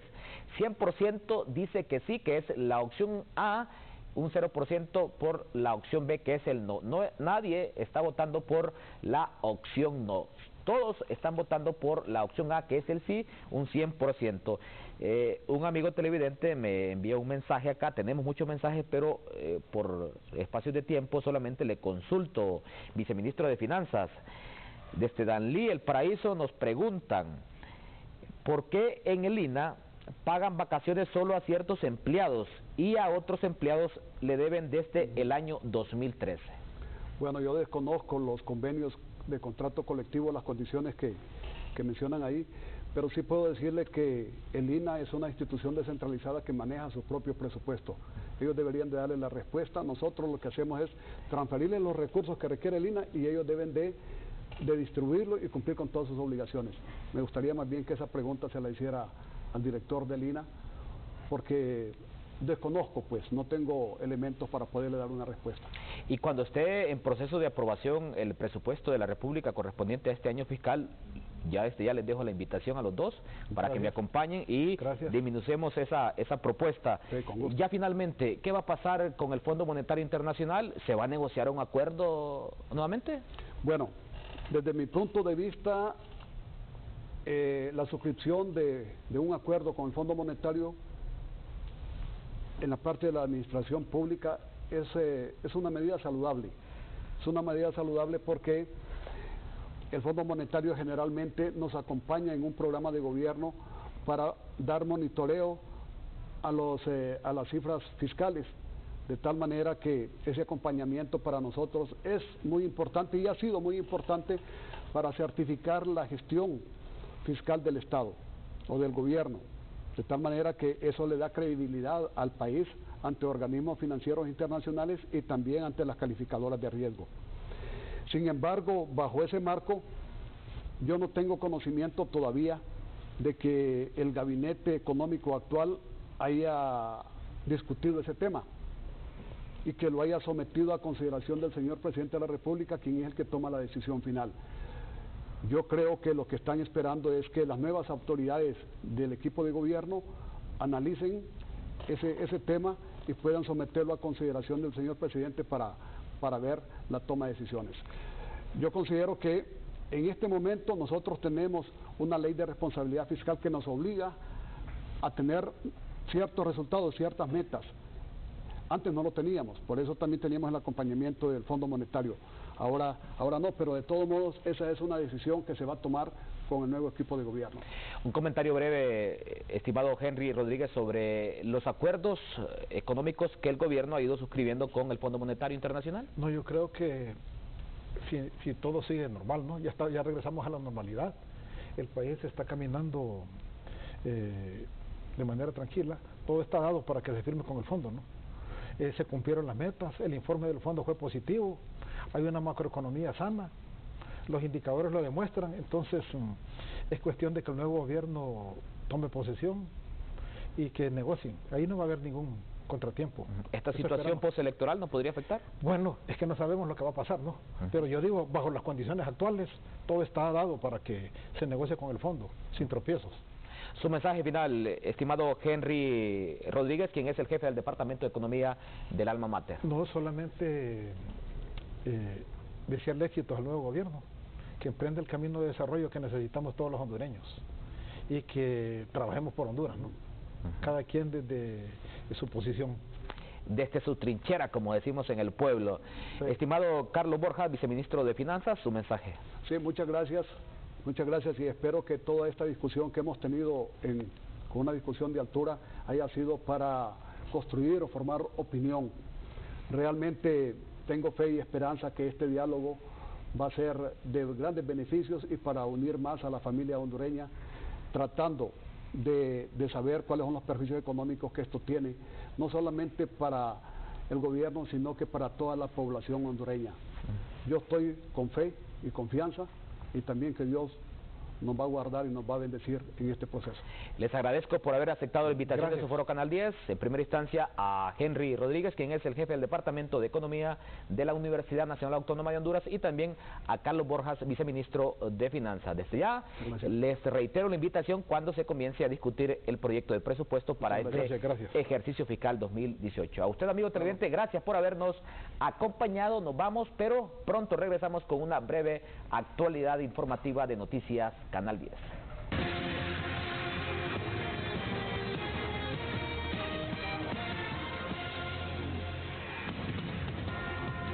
De un sorbo ese jugo te pone a mover la cabeza y los pies.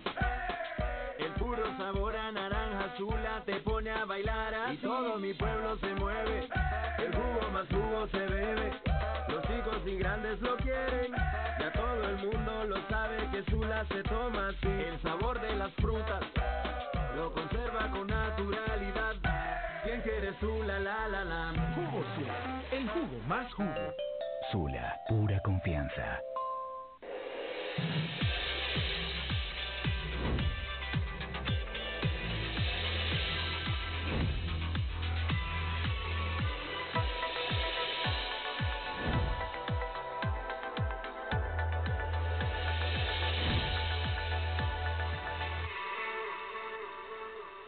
Canal 10 es el único